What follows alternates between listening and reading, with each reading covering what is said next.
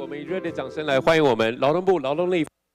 Please welcome our Deputy Director General John from the Ministry of Labor. Welcome.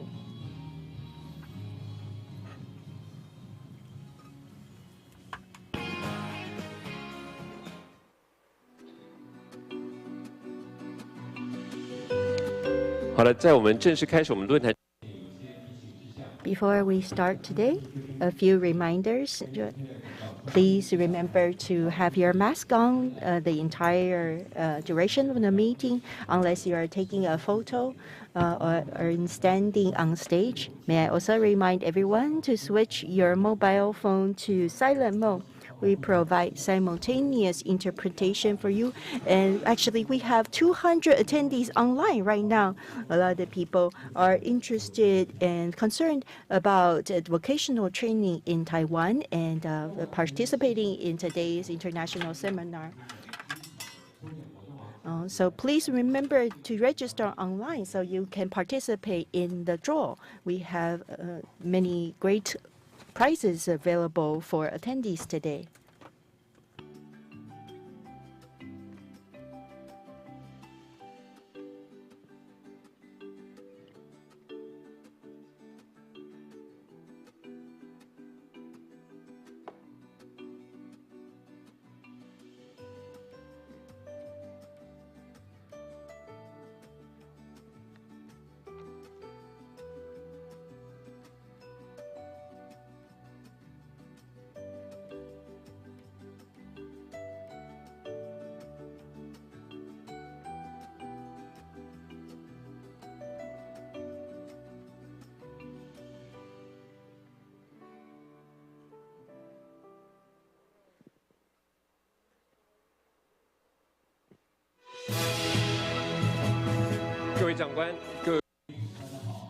Distinguished guests, ladies and gentlemen, good morning. Welcome to the 2022 Vocational Training International Seminar.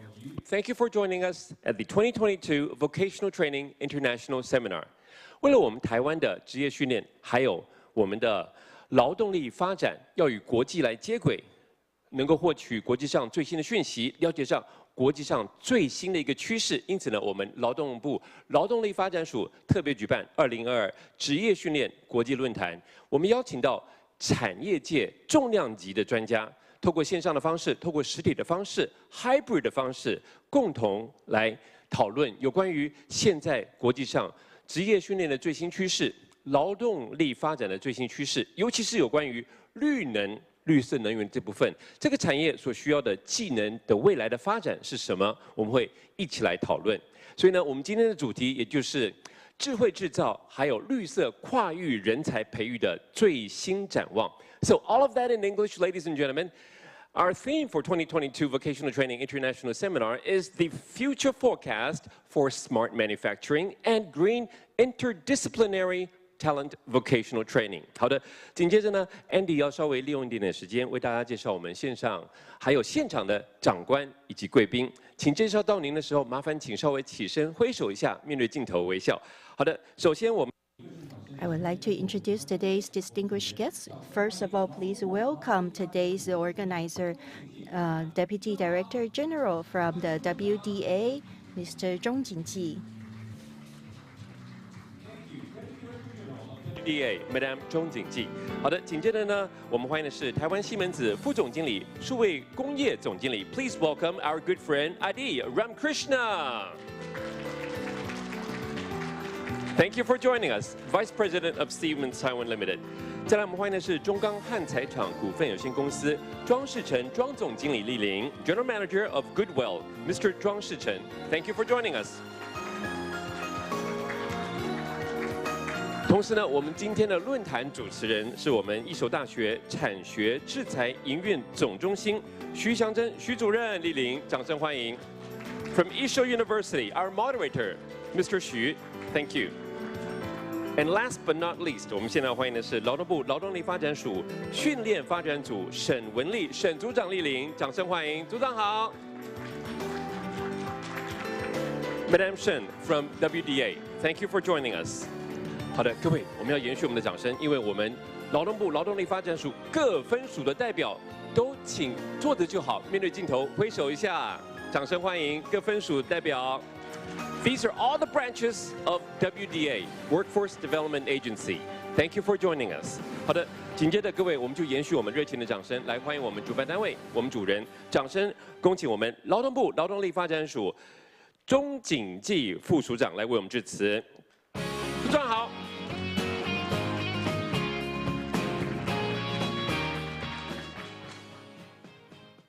台湾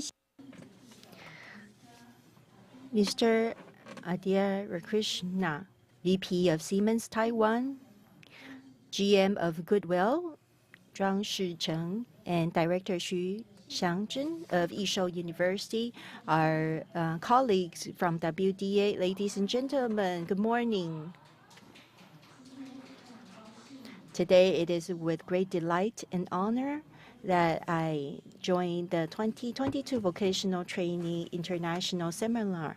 I want to thank all of you to take time out of your busy schedule to serve as speakers at today's seminar, and our colleagues at WDA for attending. We also have some distinguished guests online joining us over the 2-day course of the international seminar. Human resource is the key factor to national competitiveness.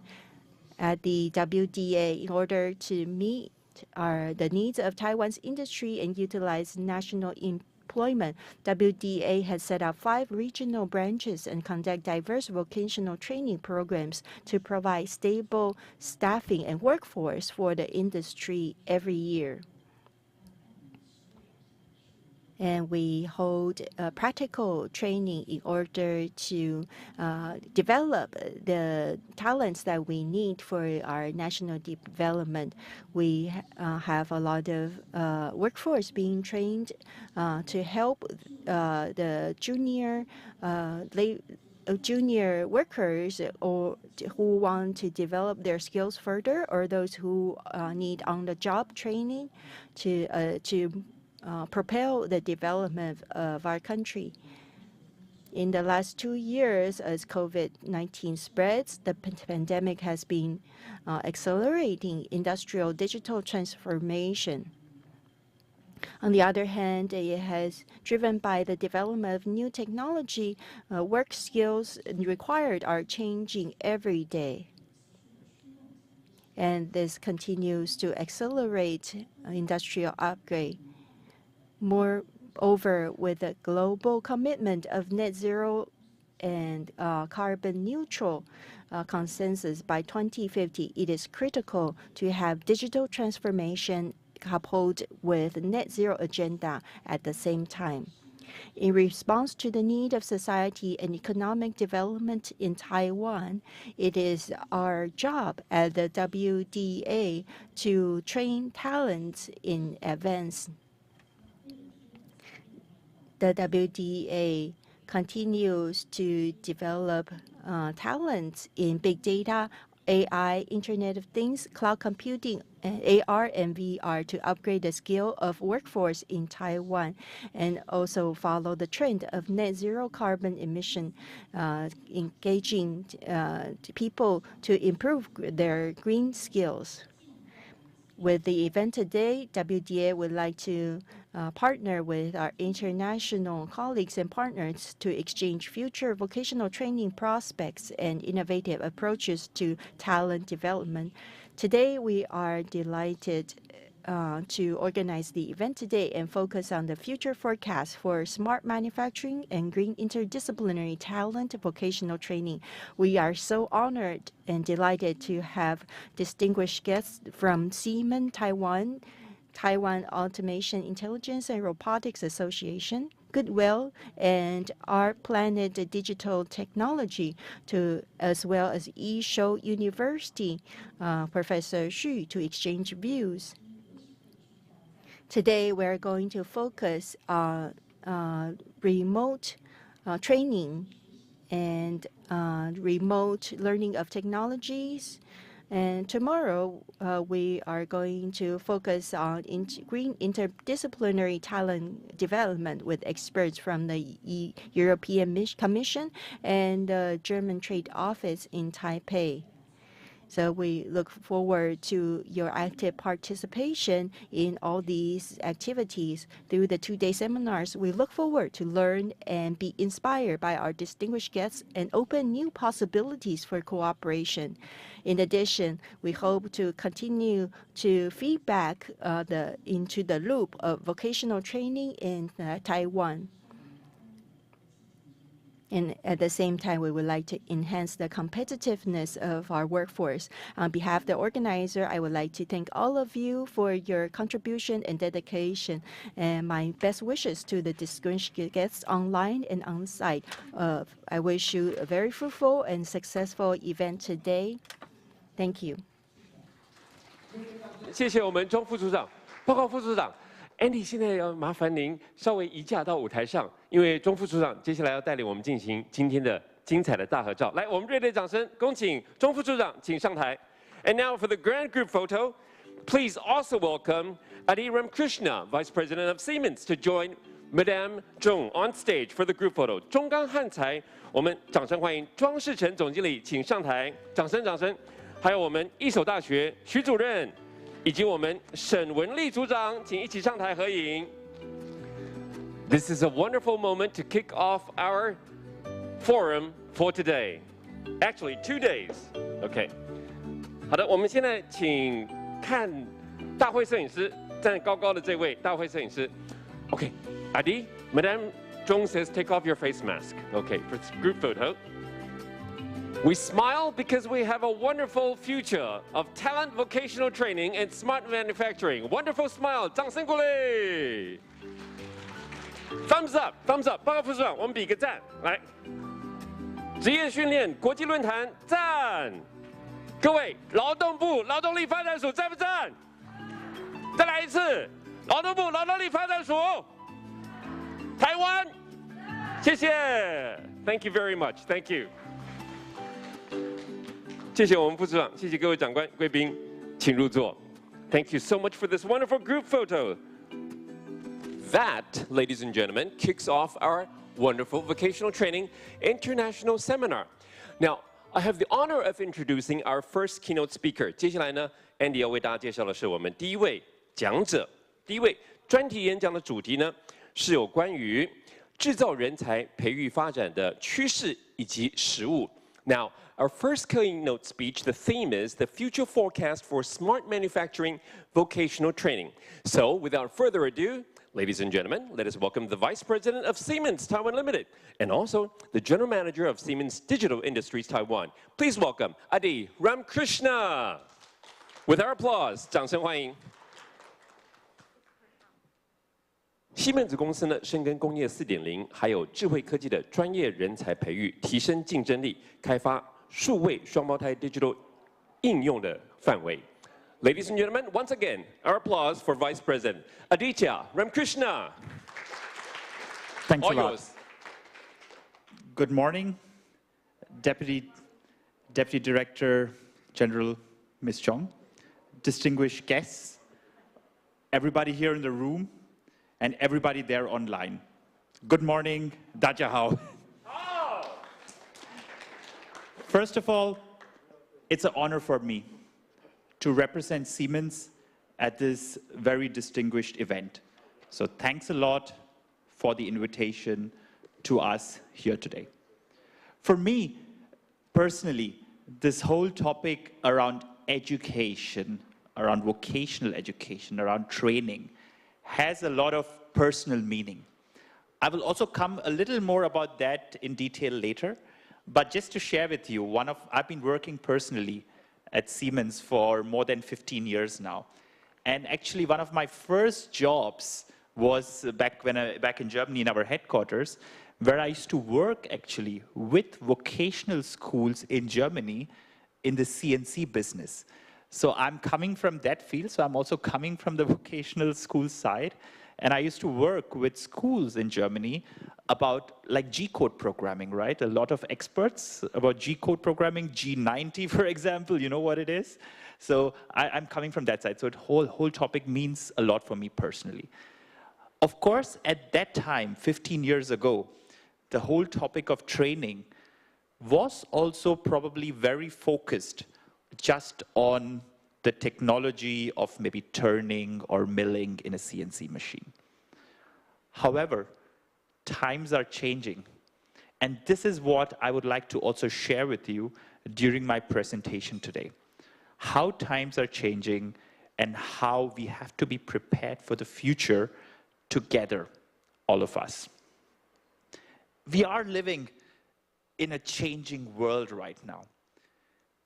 Each and every one of you, just think for yourselves, where were you 3 years ago? Our lives were different, right? Just think for each and every one ourselves, where were we? We were probably all not wearing masks. We probably did not have these partitioners between us on the tables behind there. We probably, all of us, would have been in this big room, in this grand room together in this event. So our lives are changing, and everything around us is changing. Not only the way we live in our personal lives, but also the way we do business and the way we are interacting with each other is changing. And the important topic is we have to, each and every one of us, evolve with the times because we cannot afford to stay still. Just a couple of photos, right? I mean, this is what I mean. A few years ago, I mean, just 2 years ago, we would have been all in meeting rooms. We would have been in these crowded meeting rooms, and we would have flown everywhere. So I personally was also flying a lot at those days. So it's all reduced, right? Or schools. Schools, everybody in the classroom. I think schools are opening in Taiwan again these days. And this is a topic also now. Times are changing. I mean, we are more accustomed to working hybrid, like in the event today, which is also going out there. And also schools, I mean, which also young kids from a very young age are also used to learn on Zoom their lessons. And this, of course, cannot be then only for the schools, right? It has to then also be transferred into different other places, like to our trainings, like to our vocational education systems. And we as industry are also working hard there. How are we then bringing these topics to you? I will also touch on this topic during the course of my presentation today. And the key topic is nobody can afford to stand still. I mean, that is extremely important. So we just cannot stay with our technologies, which we have today. We have to moving. And that is especially also important for us as Taiwan, that in technology, we do not stick with what we have today. So we have to continue to keep evolving our technology know-how, keep evolving with some of the trends in the market, and keep evolving then also our trainings and our learning methodologies, that our students also are aware of what is the latest and the greatest technologies out there, what are the new trends. And these are some topics I will touch on today, because what is then extremely key in this whole topic around training and vocational institutes is that this transfer is being made, that the trainers and the students are aware of these latest trends. Before I proceed, maybe for some of you who are not yet aware about Siemens, let me just give you also a brief introduction about Siemens. So Siemens has been in Taiwan with the first presence since 1955. So we are quite experienced inside Taiwan, so more than 65 years in Taiwan in the meantime. And we were officially established in 1989 in Taiwan. We do have strategic alliances with the MOEA, and we are cooperating with various organizations, with the government, with ITRI together in order to further go forward with our relations, in order to help also the Taiwanese industry to progress, the Taiwanese infrastructure to get better and faster. So I'll also come to that. Of course, we also have won different awards over the last years, which we are also very proud of. Just for example, 2013, we won the Best Employer Award. So we are also very proud of that. As a German company, we are able to also attract good talent, which is also extremely key for a company like ours in order to continue to be attractive in the market. In total, we have around 900 employees here in Taiwan in our complete Siemens ecosystem. I will show that what it is, across 5 locations, and our headquarters is here in Taipei. What do we do at Siemens? I mean, a lot of you have probably seen the name Siemens somewhere, but just to give you a feeling, what do we do? So this is then the complete ecosystem of Siemens. So I personally am the general manager of the digital industries business. So this is basically the complete industrial business of Siemens, where we are automating our general machine builders in Taiwan and our general industries in Taiwan in different verticals, everything from semiconductors to food and beverages to logistics to the machine tool builders to the steel plants down in the south. So we are automating these things. We then have the smart infrastructure business, which focuses on buildings. So buildings like these, to automate them, and around grids in order to effectively transfer electricity, for example. So this is the second business. Then we do have our mobility business, which is basically in the rail business. So basically, if you know, in Kaohsiung, the MRT line, for example, is from Siemens, or we are currently also doing the automation, the signaling for the green line here in Taoyuan, for example. Then we have 2 companies which are no longer part of officially Siemens, but as part of the Siemens ecosystem, with Siemens Healthineers, which is delivering the best healthcare devices, for example, computer tomographs, or also pioneers in topics around cancer research, for example, or Siemens Energy, which is in the power generation business. Just to give you some ideas also of some of our business achievements here in Taiwan, especially the business I'm in with the digital industries, we are equipping most of the big semiconductor manufacturers here in Taiwan, which is absolutely a big topic here. Or, for example, Taipei 101, the famous building, we are also helping them with energy-saving solutions in order to make it the world's tallest green building, which is also very nice. And of course, all our island-wide power dispatch networks, for example, we are working on smart grid solutions with a big power supplier in Taiwan in order to make that effective. Or we are a leading supplier, like I just mentioned, to the Kaohsiung MRT, for example, doing healthcare research, so with the leading hospitals in Taiwan, for example, or power supply, and also Siemens Gamesa. So this is also a subsidiary of our Siemens business, which is also supplying wind turbines for the first offshore project here in Taiwan. So Siemens is there everywhere, and this is where also I say, as an employer, it is also important for us that our employees are well-trained, and also the future employees of our company are well-trained, and that is where we also like to work with the Workforce Development Association together. Just to pick on one topic around future trends, why is this so important? Like I say, the world is changing, automation is changing. It is not enough to just take on what we already have and what we currently know. And I would just like to pick on a couple of topics here. So these are, by the way, the key technologies which we as Siemens have identified as trends already today, but which will shape industry over the next several years. Let me just pick on 2 points. The first point around cybersecurity. We are all reading the news in the recent days.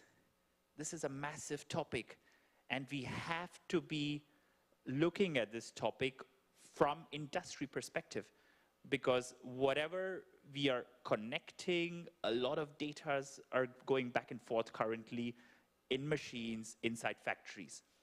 And we at Siemens, we have developed a very comprehensive cybersecurity concept for companies in Taiwan who are also using our systems in order to make sure that the data they have is secure, either at a complete factory level or at a system level, right up to the network level. So this is a topic where when we are also working together with different companies in Taiwan in order to ensure that the products they make and their factories they're working in are cyber secure. Again, why do I mention this here? Because also it is important that the trainers, the teachers in the vocational training institutes also have this knowledge, because these are trends for the future. They should be able to also know these topics like cybersecurity in order to be able to give their students the first idea of this topic, to make sure that they know that also in industry this topic is important and that they are able to deal with it. So just one example of why this topic is so important. And right at the top, for example, sustainable energy and infrastructure. Sustainability, another big topic. I get asked very often the question, how important is sustainability for Taiwanese machine builders, for example? It is massively important because Taiwan is exporting so many machines abroad into all over the world. And here's where all these customers worldwide ask, for example, to the Taiwanese machine builders, what is your carbon footprint, for example? And this is where also the Taiwanese companies have to be able to answer to that. We have different solutions for that. And these are some things then we are also then sharing with our customers. And again, our trainers, our students also need to know these topics in order to be more competitive. So that is what I keep saying. It is not only important to stick to the technologies of today, it is also important to know these future trends of tomorrow. And what are these future trends of tomorrow?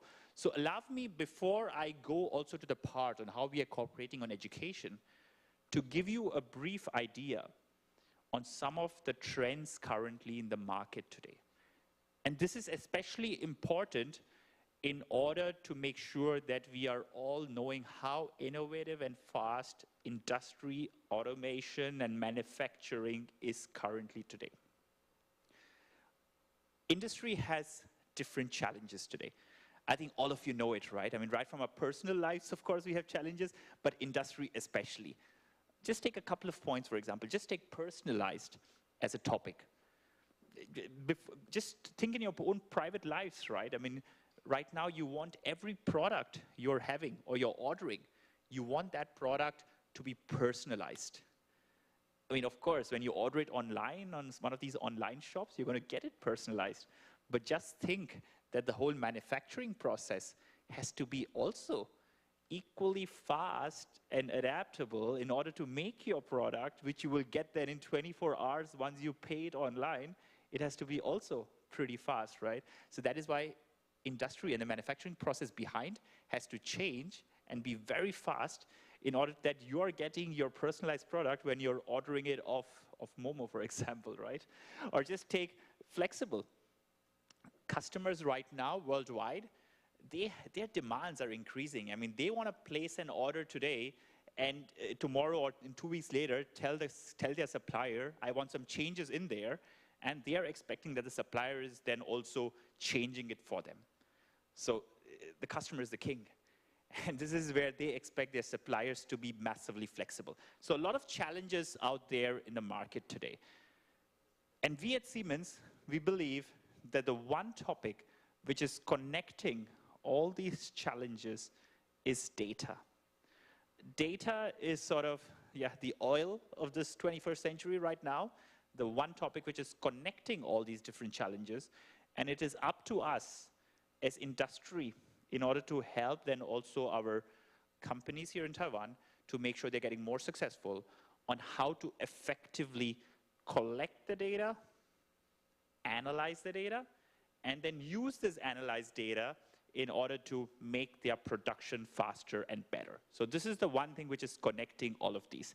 And all this data, I mean, you can see it around here, right? So this is, we know it from school, the infinity, so the infinity loop. And we believe in the future, there is going to be infinite amount of data. So actually forget in the future, actually already now, there is infinite amount of data. And all this is what we have the concept in which we are connecting the real world and the virtual world, so the digital world. So we believe that the more we are producing, so with machines or on the production line, everything is going to be first in the virtual world and then transferred to the real world. And all this with a lot of data. What does this mean in a little more detail? And this is the concept which we at Siemens, we call it the digital enterprise. And by the way, this is also a topic we are teaching some of our trainers when they are visiting us, for example, for their workshops, is what we call the digital enterprise. It is a continuous loop in which we are able to design a product, then we are realizing it, and finally optimizing it.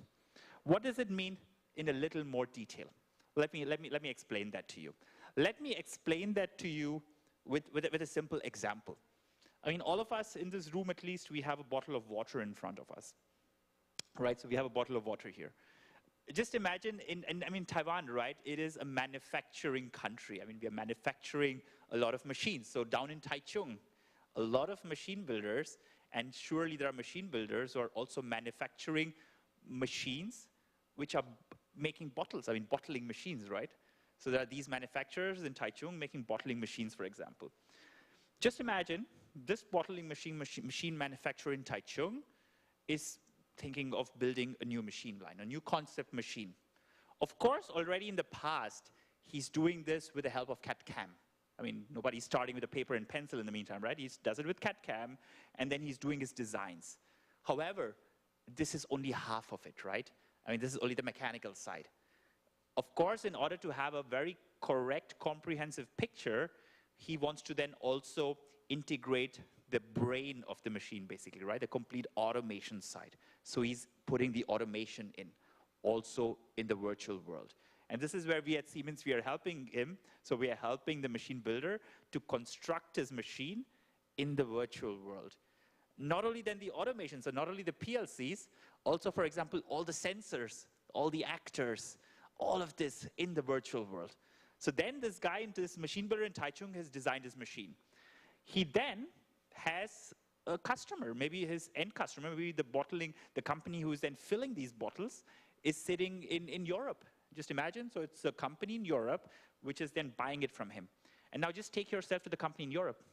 The company in Europe is building a new production site. So in Germany, they're building a new production site. So they're first in the meantime, not just constructing a new factory and then thinking, okay, I'll put a machine there.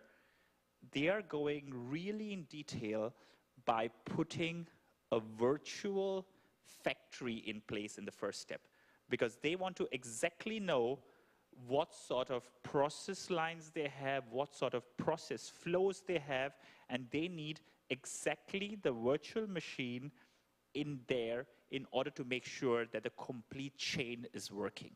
And this is where then our friend, our machine builder in Taiwan, is then sort of getting in contact with the end customer in Europe, for example, and sort of they're getting connected. And then he's sending him his virtual twin, basically, and they're both sort of, the product is evolving on one side in the virtual world and the production in the virtual world. And they keep talking with each other, right? And they say, okay, the end user in Europe gives his feedback back to the machine builder in Taiwan, and then he says, okay, I want some changes. Very good. He makes some changes because it's all in the virtual world, nothing lost. He makes his changes very fast, sends it back there, and finally he gets the order. So the order is got, and he's then constructing his machine then in the real world. After he constructs his machine in the real world, he's then sending this product, the real product, over to Europe, and then it is getting integrated into the factory. And then the factory starts production, right? So when the production starts, data gets collected.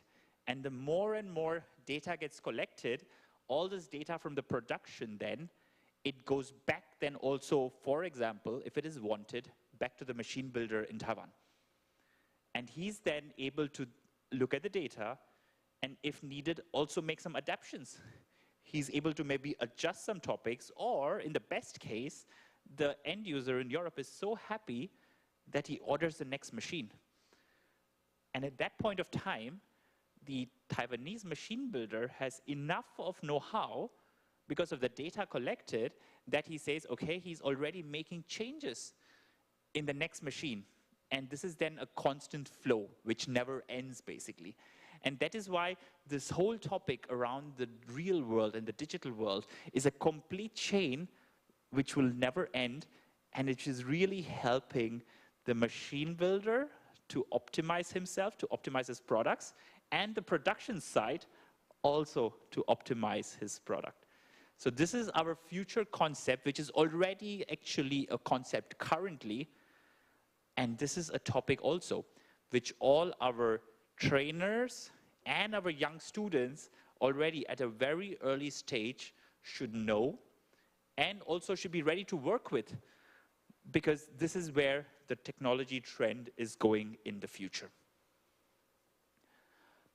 Of course, the whole data is then here, and this is how we also look at it, that it's a complete mirror image then. So in the bottom then we have really the real product and the real production, and in the top we have the digital twin. So this is then a production side, how we see it already happening with some very nice examples. Of course, during this whole topic, there are also several future trends which can be then used. Just take one future trend, for example, artificial intelligence. Artificial intelligence is also a future trend which we, in fact, as Siemens have already been working on together with some of the training institutes in Taiwan in order to bring it into their curriculum.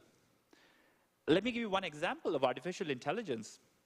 This, for example, is a live example from our own factory in Germany.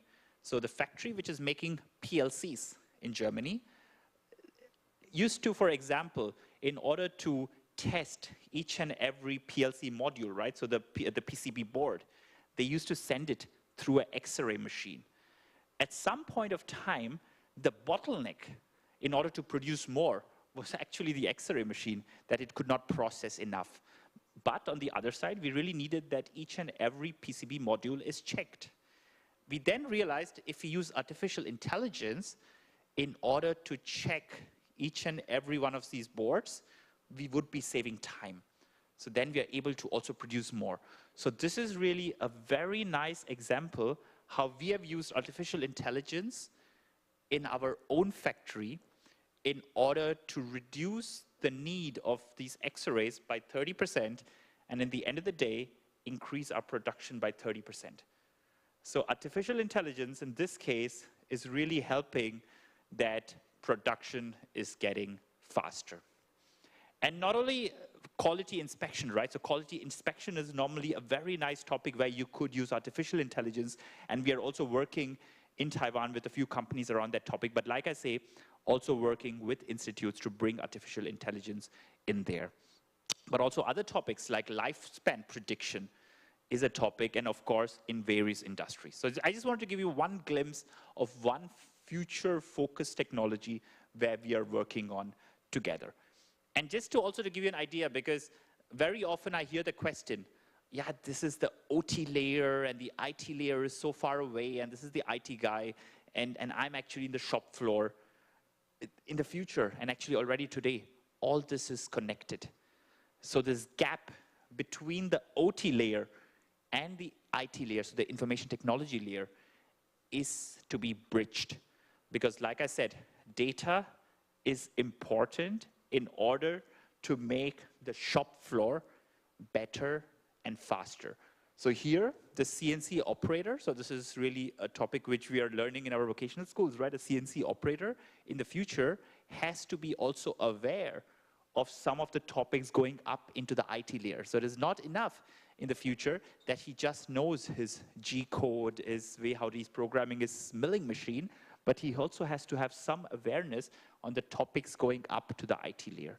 So this is why this connection, what I keep mentioning, between technology and trends, and bringing this then also to the vocational schools and to the trainers is extremely important. But what we're showing here is basically that on the OT layer, you have your shop floor, you have different sensors, a lot of data gets produced here, right? And then as it goes up to the controller layer. So for example, our PLCs, where also we are working with our vocational schools here, up to edge computing, which is the most coolest and newest technology which there is currently in the market. around data computing and analyzing, up to MES systems, and right up to even app developments. And these are all topics which, in the future, have to be known actually by a lot of people also working on the shop floor. And these are some of the future trends. I don't go into each of them in detail, but some future trends which we see in the market, right from 5G to smart manufacturing, where Siemens is also working on and also very heavily working with the Taiwanese companies on. And together, based on this, we are driving the industrial Internet of Things with them. Now coming a little to some of the challenges we are having, right? We do see out there in the market, I mean, we also as Siemens, and I'm pretty sure a lot of other distinguished guests here from other industries also, there is a war for talent. So young people, or generally the workforce these days, has so many options like never before. I mean, I was just sharing earlier, when I graduated from university, for me, the one option was to work in manufacturing, because that is a really nice option and it felt safe, and this was the topic which was interesting. However, in the meantime, there are really so many options out there for the young graduates out of university and out of school, and that is why it is important also that we are showing the young workforce, we are showing the students how attractive and how cool it is actually to work in this automation space, to work in the manufacturing sector. So we have this challenge that we are all fighting for talent. And the other topic is, like I mentioned, the skills we had maybe 1 or 2 or even 10 years ago is probably not enough today. So we need to keep working up our skill set. So very often I have interviews with people where, first of all, it's difficult to attract people, but then we have people where maybe they have gone to university or gone to vocational schools several years ago, but this know-how is not enough. So that is why it is also important that we keep training them and keep doing on-the-job trainings. I would just like to share this, and because this is also a very interesting sort of pyramid here, that you say, normally on a seminar, right? You say, okay, I hear, so you hear it, but then normally you're forgetting it, right? But then you see, okay, I see it, so I'm seeing something, I'm seeing how a machine is working or how it's programmed, and then you remember it, but when you're really doing it, right? You're really practicing it, you're really standing on a machine, you're programming something, then you really understand it. And this is a topic which is called the difference between a passive way of getting information and right at the bottom, the active way of getting information, right? And this is actually a topic where we are then also working with the vocational training institutes to say, how are we not getting at the top there from just the lecturing? So just speaking something is actually not going to be enough. How are we getting everybody a bit more here? I mean, at least to the practice level. And of course, the best level is here, teaching others. But at least we would be happy at least with this practice level where we are saying, okay, that the young students are practicing whatever they're being taught. So this is very important, and that is why for us also at Siemens, it is important to work together with training institutes, with universities, that young people are practicing it at least together. And occupational training, of course, is then the key, because it is important that this lifelong learning of workforce is definitely taking place. So we at Siemens, we have more than 30 years experience in topics like artificial intelligence, like these neural networks based on which artificial intelligence is working. And we are spending on a global level 500 million euros on training. So not only training our staff, but also then, for example, training customers or going into universities. So on a global Siemens level, 500 million euros, which we are spending as Siemens. I also come to the Taiwan numbers later. And we have more than 800 experts, for example, in the fields of artificial intelligence. What we have developed here, and this I have to say, our colleague, Ms. Liu, has been working for long years on this topic in Taiwan together with the responsible authorities, has developed a very clear concept called Digital Talent Program. You already see the word digital in there, because it is connecting the dots a little to what I kept saying, right? We have to be prepared for the future. We have to be prepared for digitalization topics. So it has got three key focus areas. The first topic is, how are these talents or how are these people working in teams? How are they learning some of these topics? And how are they then using the learned topics in order to make decisions? Because it's not just important to just learn it and just blindly program something or commission a drive or a motor. It is also important to maybe think a little, and this is what we are also teaching in some of our courses. So we are not just teaching the technical topics, we are also, for example, teaching strategic thinking by giving them some short tasks. So with some short tasks, they're also developing these skills, because these are then the skills which are also important tomorrow when they are in the workforce, when they are searching for jobs later. We have, of course, as Siemens, been involved with the different boards and the different institutes since several years. So in 2014, we launched the Siemens Mechatronic Systems Certification Program. What does this mean? A lot of you know, in Germany, the whole topic around dual education is extremely famous. And this is a topic which sort of makes also the German workforce extremely strong, that already at a young age, so around 15 or 16, these young people, after sort of their Berufsschule, it's called in German, after that sort of schooling, they are starting already a dual education, where for a couple of days in the week, they are working in a company, and for a couple of days in a week, they are really at school, and they're also getting practical tips on how to work. So this topic we introduced to Taiwan for the first time around 2014, and since then, we have been working then together with trainers in Taiwan in order to them also bring them to Germany every year so that they are getting trained. And this is a topic we would like to also continue here in Taiwan, that we are continuing this concept of dual education to give the trainers. So we're working on the so-called train the trainer approach, that we're working with the trainers, that they are trained on it, and then they are giving the know-how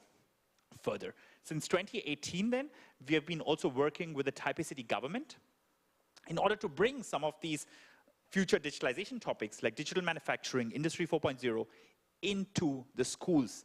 Because like I said, it is important that the young people are not only learning the basics, but also some of these new digitalization topics. So we are already working with the Taipei City government since 2014 in order to bring it. So the Digital Talents Development Program is also in place with some vocational schools, for example, since several years. And finally, 2020 is when we brought our industrial AI, so artificial intelligence, like I mentioned, also as a first example to some trainers, that they're getting a first feeling of this topic. And finally, in 2021, since 2021, we have actually been working with the Kaohsiung Automation Training Center in order to bring some of our latest solutions there. So we would, as Siemens, really like to even further extend some of these topics which I've listed here. So we would be very pleased that in the future, if we are able to work with even more vocational centers, even more training centers, to bring some of our latest technologies into the schools and into the training centers. So we would love to have this chance to go even further with some of this collaboration. We have a couple of pillars on which this whole topic around training and vocational institutes is based, and the concepts I would like to briefly share with you. The first topic is called SCE. So this basically stands for Siemens Cooperates with Education. And this is a very structured program which has been set up in our headquarters and is been running in different countries of the world of Siemens. And of course, also in Taiwan, and this is where we are running this digital talent program also on this basis. So it is not that we are developing something completely new here. We do have a very solid foundation from our headquarters, a lot of material, a lot of training course suggestions, which they are giving us to Taiwan, and which our colleagues are then sort of transferring and in very close collaboration with the trainers, with the professors, getting feedback, and then implementing at the training centers or the vocational institutes here. And just to give you some numbers on some of the work we have done here in Taiwan, more than 13,000 students have been educated already based on this concept in Taiwan, and 36 instructors have been certified. So there is really an official certification process where instructors can get a certificate that they are certified on Siemens technology, which is also really helpful, and based on which they are also getting constant updates on a lot of those cool digitalization topics I just showed you, and based on which they are also progressing. And 72% of educational institutes are using Siemens in some way. And yeah, I promised you I'll give you the Taiwan number, around 30 million Taiwan dollars we have already invested from Siemens' side on this topic of education. Of course, personally, I would like the number of students, maybe with one more zero at the end, around 130,000 students actually. So that is why it is in our best interest, and I would really like to appeal that we are working even more closely together in the future, that even more and more students are seeing or benefiting from some of our very structured approaches in Taiwan. Oops, sorry. And yeah, I mean, these are just some snapshots. You also see here some photos, also the current, the Taipei mayor, who has been visiting some of our institutes and who has been also personally seeing it. And you also see some photos around the Kaohsiung Training Center, where we have been working very closely with students and with the professors together. And just to give you an idea on how also our headquarters, our German headquarters, has been actually looking at this topic and has been giving us some recognition.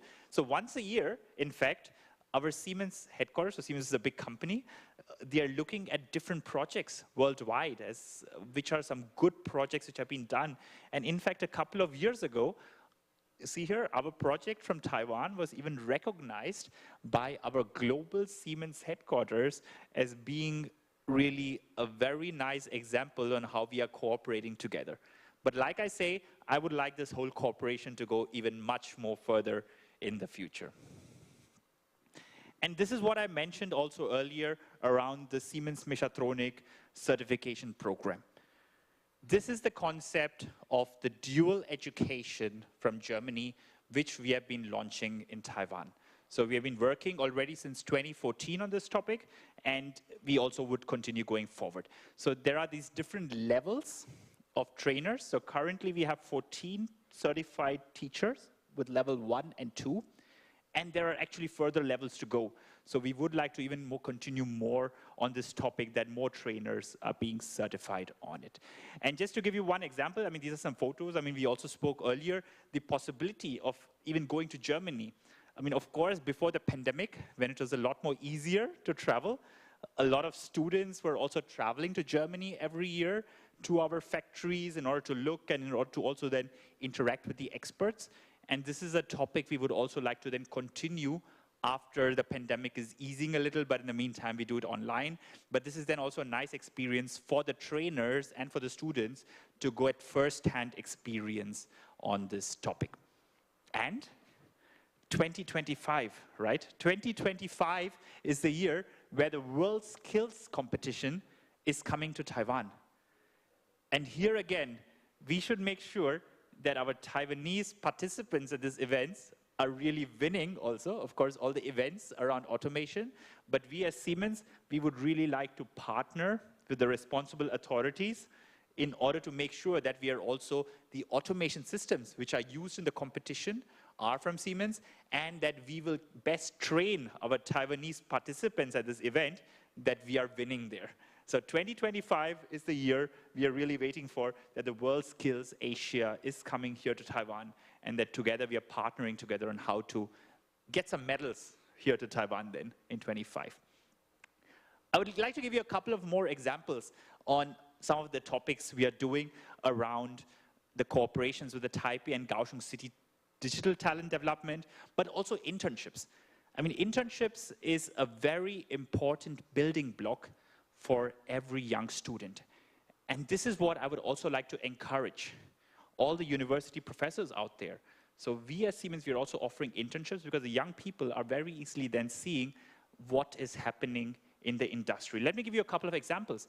This was actually just last week, 22 to 26th of August. So we had young students who were taking time in their summer vacation, right? Taking 1 week with us in Kaohsiung. Not only in Kaohsiung, they were also visiting Taichung, our technology center, and getting first-hand experiences of our technologies. And this is an experience which I think the young students will not forget, because they were seeing first-hand technologies and they're also getting a first connection to Siemens. And I would like to share another interesting thing. So we not only have it, in fact, for technological tasks, we are also offering every year an internship program at Siemens. I would just like to introduce you this colleague, Sandy, is a young student who is in NTU University here studying economics, in fact, and she's been interning with us since 2 months. And she's doing really cool stuff around artificial intelligence in our administration, our business administration topics. So she's trying to bring robotics into some of our reporting processes and making us faster there. And she was, in fact, so last week we had our automation show here in Taipei, and she was then also taking part in our booth and also getting a first-hand view on all these topics.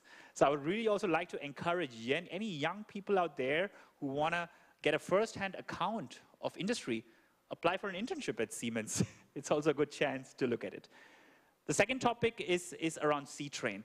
And here is where we also have our very comprehensive training, online trainings even in the meantime, for our complete portfolio, which we are offering here in Taiwan. So our complete portfolio, right from our PLCs to our machine tool systems, to our controls, which we are offering as trainings, both in the classroom, but also online here in Taiwan. And I would just like to give you a brief idea of how the future looks. I mean, this is a topic which we are currently looking at as Siemens. This is the future of online training for us. Just imagine you have, I just spoke earlier of CAD CAM, right? A CAD CAM of a machine. So in the future, our vision is, and this is actually already a topic we have as a portfolio, and we are already starting with some companies. We imagine that you have a machine in the CAD CAM, and then also with all the automation in there, and then we are building then this digital twin as a trainings model, that you're having some sort of HoloLens then, with which you're able to very easily play around with the machine in the digital world. So for example, a service engineer wears a HoloLens, and he's standing in front of this digital machine, and he's playing around with it, and he very easily knows then how to do the maintenance of this machine. So this is the future.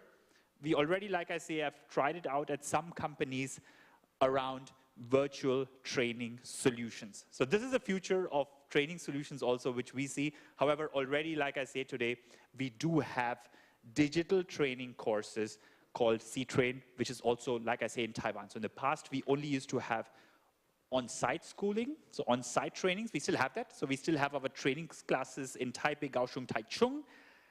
However, due to the whole pandemic topic, online trainings are getting even more and more. Finally, I would like to touch on one brief point, and this is our Digital Experience Center. Also here, I would like to invite any one of you to visit us. So this is in Taichung. This is our Digital Experience Center, which is actually they're worldwide at 43 locations. What exactly is it? So this is in Taichung. So this is our Digital Experience Center in Taichung, the photo top left. It has got machines in there. So turning machines, milling machines, you can see it here in the photo, with our controllers and a lot of digitalization topics already installed here.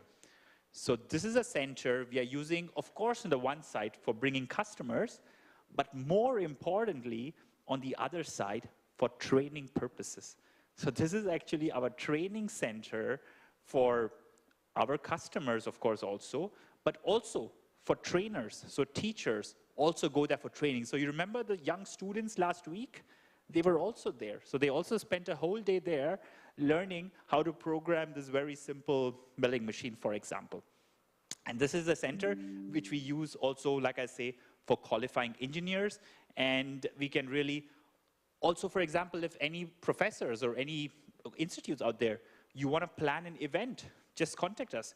We are happy also that you can use our decks as an event location. That's also possible for you. So this is how it looks. This is in Taichung, in the industry center. So also feel free to contact us. Like I say, if you want to use this as an event location, because then you're not only having your event, you're also then able to see very nicely the latest technologies right there. So this is what it is, 387 square meters, a lot of use cases, and a lot of verticals, a lot of portfolios of all those nice future topics which I was showing already out there.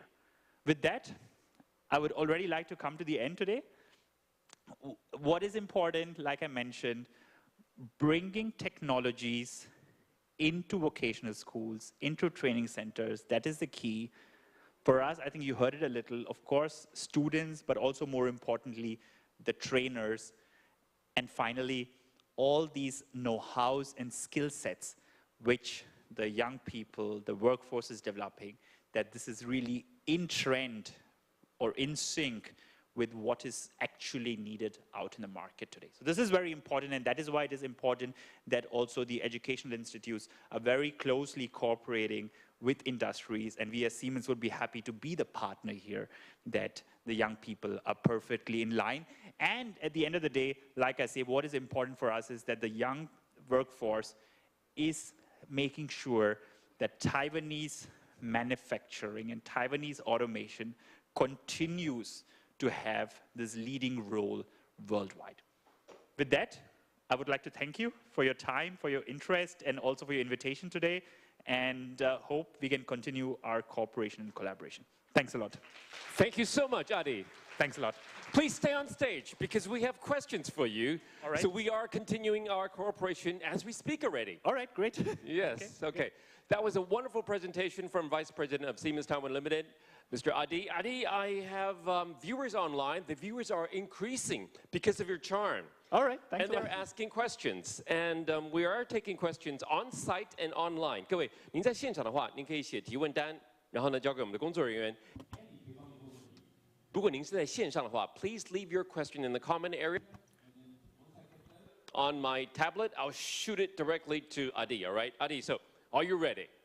I'm sure Yep, you are absolutely. ready. That was a Yep. wonderful presentation. Let me just try to recap. We have digital twins in the real world and in the virtual world. Right. And you have dual education, Siemens dual Right. education at school and at companies. Right. And you have wonderful internship.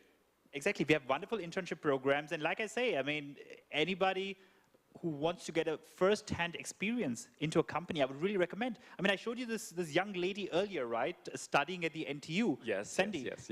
I mean, she's now got this amazing opportunity, like I say, to work on artificial intelligence in the commercial field.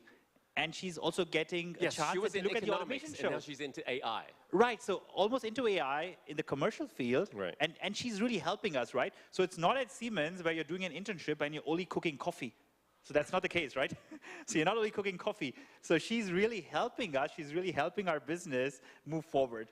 So it's really making a difference. Yes, in internship in other companies, you do have to cook coffee for your boss.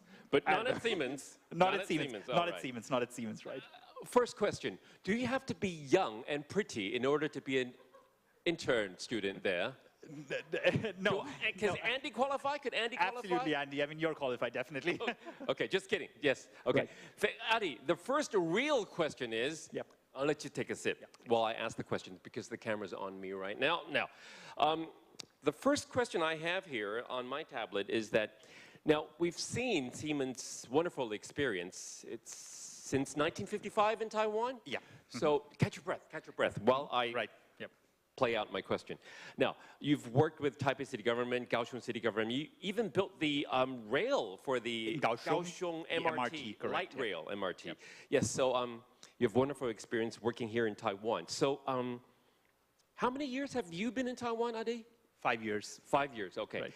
Now, from your observation at Siemens here in Taiwan, just for the span of 5 years, let's just reference this 5 years as a database. From your observation, what are Taiwan companies' needs to upgrade themselves for talent nurtures? The Taiwan companies' shortcomings in terms of talent nurturing? Right. Very often, I was touching on this topic also a little earlier in my presentation. Very often when people or workforce are coming into companies, we often notice they do not yet bring the necessary know-hows there. because of course they're bringing their basic technical know-how, so they know how to program G90 on the CNC machine, they know how to program a basic automation, but very often, especially in the last, you just mentioned 5 years, right? The last 2 to 3 years, trends and new topics are accelerating by like never before. And here's where sometimes maybe there is a missing link, that young people are coming into factories or into companies and they need a lot more time maybe to get trained because they don't have yet this missing link.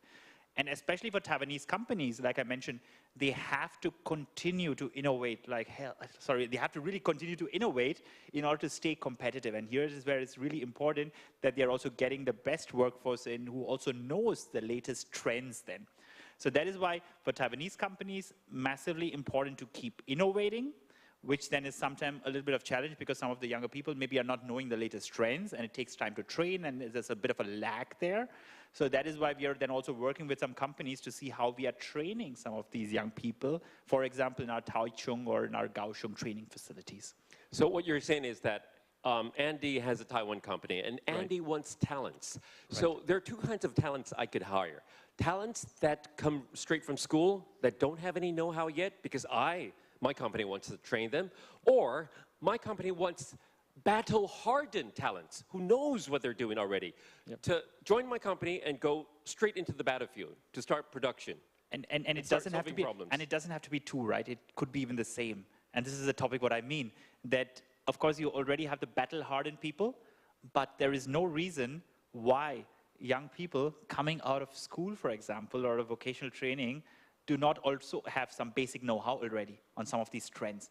And this is the aim, what we want to do, right? We want to get already the people coming out of these basic training institutes already to have this know-how of some of the trends, some of these new topics, that of course they're not having the 20 years experience, but they already know the trends, and with their fresh minds, they're maybe making even the same amount of difference, like a battle-hardened person then. Right. So it could be the same. Sometimes if you hire a battle-hardened person into your company, because their mind framework is so rigid, they cannot change with the trend and the times. Exactly. So that is why it really helps to also get new, fresh ideas then there, and that is why everything is of course got its pros then, you know. So you get a battle-hardened person who has a lot of experience, but if you get also a young person from the vocational training institutes who has already knowledge of the latest trends, but a fresh young mind who is able to think in different new dimensions, also really nice. Right. So Taiwan companies should learn from Siemens on how to hire talents. The problem I just described is the problem that Taiwan company has when they're hiring talents. Now, given Siemens company, can you tell us how you, Siemens company, hire talents? How you interview people? Right. You. I mean, personally, right? Yes. Yeah, absolutely. So I'm always looking for somebody, I mean, I personally, right? So I'm always looking for somebody who's thinking out of the box, for example. I mean, of course, I'm reading the CVs of everybody. Thinking out of the box. Exactly. Thinking out of the box, thinking in new topics, knowing some of these new topics which are going out there. Because like I keep saying, it is massively important to know all these new trends and technologies, thinking about new ideas, and not sticking to a very rigid framework. So that's what I personally like. Open internationally. I mean, Siemens is also an extremely global company. So what I'm always personally looking for talent is the person also willing to work globally, to think globally. Because again, Taiwan is exporting a lot. We are massively dependent on the world exports. And that is why we have to think globally, which Taiwanese companies definitely do. So I have to give it to them. Right. So that's how I personally am identifying talent. Thinking out of the box. Talents who can think out of the box. Yeah. And there's one more thing I would like to just point out for the audience to know, that what you learn at school now may not be applicable in, like what you said in the beginning, 3 years. A lot has changed. Like in a year, maybe even sometimes, right? So that is the difference. In the past, when you would finish your education, you would be okay for 20 years, maybe. 20 years, that's you're all in the past. set. Maybe in the past. 1950s. Right. When I was old, when I was young, right? 20 years, all set. But in the meantime, it's 2 years, 1 year even. New stuff coming out. Topics like artificial intelligence, for example, or take cybersecurity also, you know. I mean, a year back, not a lot of people were very concerned about cybersecurity. But currently, I mean, last week, Andy, we met at the automation show last week. every second customer I saw at the automation show was coming up to me and saying, hey, cybersecurity, hey, sustainability, massively important topics. And these are trends, and trends, earlier the lifespan of a trend was maybe 10 years. Now a lifespan of a trend is a few months or a year or 2 years. So that is why you have to keep refreshing. And that is what also then we say, we are working with some of these training institutes. We're having yearly refresher courses for these trainers. We would even do it more often, but I think they don't get time off. We would do refresher courses for the trainers that they know the trends. They come to our facility, for example, in Taichung, and are seeing these topics. Right. One key point I caught is that you mentioned the life cycle of a product could be 10 years before. Now it's like, what, 10 months? Absolutely. So fast innovations also, right? And you know, who's driving it? We as a consumer. You just think each and every one of you think in your personal life, right? How bored you get of a new product in these days. Very fast, right? And then you want already the next innovation, then the next innovation. So all these topics in industries, at the end of the day, are being driven by consumers. Because whatever I showed earlier, industry, I mean, nobody is having industry just for the sake of having industry. Industry is producing goods, which at the end of the day, at some point of time, lands up with the consumer. So we are driving this. Right, okay. My boss just told me to stick to the questions and not do too many follow-ups. Right, so here goes the question. This is from our YT viewers, YouTube viewers. In response to the global trend of net zero, many countries now are advocating digital transformation and green transformation at the same time. So we call it a dual axis transformation. You must go green, you must go digital. So according to your experience at Siemens, what can be done for this dual axis digital and green transformation? It's interlinked. To be very honest, it's interlinked. I mean, I just mentioned, right, this topic is also a massive topic right now. Net carbon, I mean, carbon zero, carbon neutrality, being more sustainable. Everybody around the world is now taking sort of pledges, right? Till when do they want to be carbon zero? I mean, we at Siemens, we have taken a pledge 2030 that we want to be carbon zero. And let me again give you an example of why this is also, again, important for Taiwanese companies. Again, we are exporting, so we're an export country, so we're exporting machines. Take any builder in Taichung, he's exporting machines anywhere in the world. And his customer, somewhere in the world, is asking him here in Taichung the question, hey, what's your carbon neutral, or what's your carbon score of your machine? Yes. And he's deciding then, based on the carbon score, am I buying the machine from you or am I buying it from the next person? And here's where it's important then, that the companies are having transparency in the first step, just transparency in the first step on how is their carbon score, how is my energy efficiency, or how is my energy consumption, and transparency in the first step is important. And a lot of this transparency, again, is linked to data. Data is, again, linked to digitalization. So again, this whole topic is linked together. Just to give you an example, we have some, I was talking about edge computing earlier. So with edge computing, we are able to have some very nice apps with the help of which the machine builder is able to very easily see his energy consumption. And with the help of which then he's saying, okay, my consumption is a bit high. What sort of screws should I turn on that machine to make it even more efficient? And at the end of the day, sell more machines to his customer. So it is linked, these two topics. Right. Digital and green. Exactly. They are interlinked. They are absolutely interlinked. Transparency, so the moment you talk about transparency always, you're always talking about digitalization, and transparency is the first step to green. Right. Just for the record, Andy, I am sticking to the questions, except I do follow-ups. Now, No worries. do you see a possibility of 2050 net zero, that the human race achieves it? I mean, this is Doable? Doable? Probably yes. Probably yes. It probably depends also from sector to sector. I mean, for the net human race, it is probably a topic, Andy, we can have a long debate on this. However, for certain sectors or certain companies, it is very doable. I mean, you have to go sector by sector, company by company, and it is doable, but the actions have to be taken now. And the good part is, I really see everybody is taking this topic seriously right now. I mean, starting right from the COP topics to every company, these topics are being taken seriously. So this is the good part, and everybody has realized it in Taiwan also now. Yes, that's the good part, because in a few years from now, when we, Taiwan products, export it to EU, they will calculate the carbon emissions and tax you on that. Exactly. So we're forced to do it. Exactly. Like it or not. And already now, right? I mean, it's not a question of a few years, it's already now, because you have to see the Taiwan products or a Taiwan machine, it's CapEx, right? So it's CapEx which is sitting on the floor of some end user in Europe, for example, for several 20 years. So that is why he's already now thinking about what is, for example, the energy efficiency of the machine I'm purchasing now, because that is going to influence his carbon score for the next 20 years, for example. So it's not 2 years from now, it is already now. Right. Adi, sticking to the questions, this is, take a sip, just listen carefully.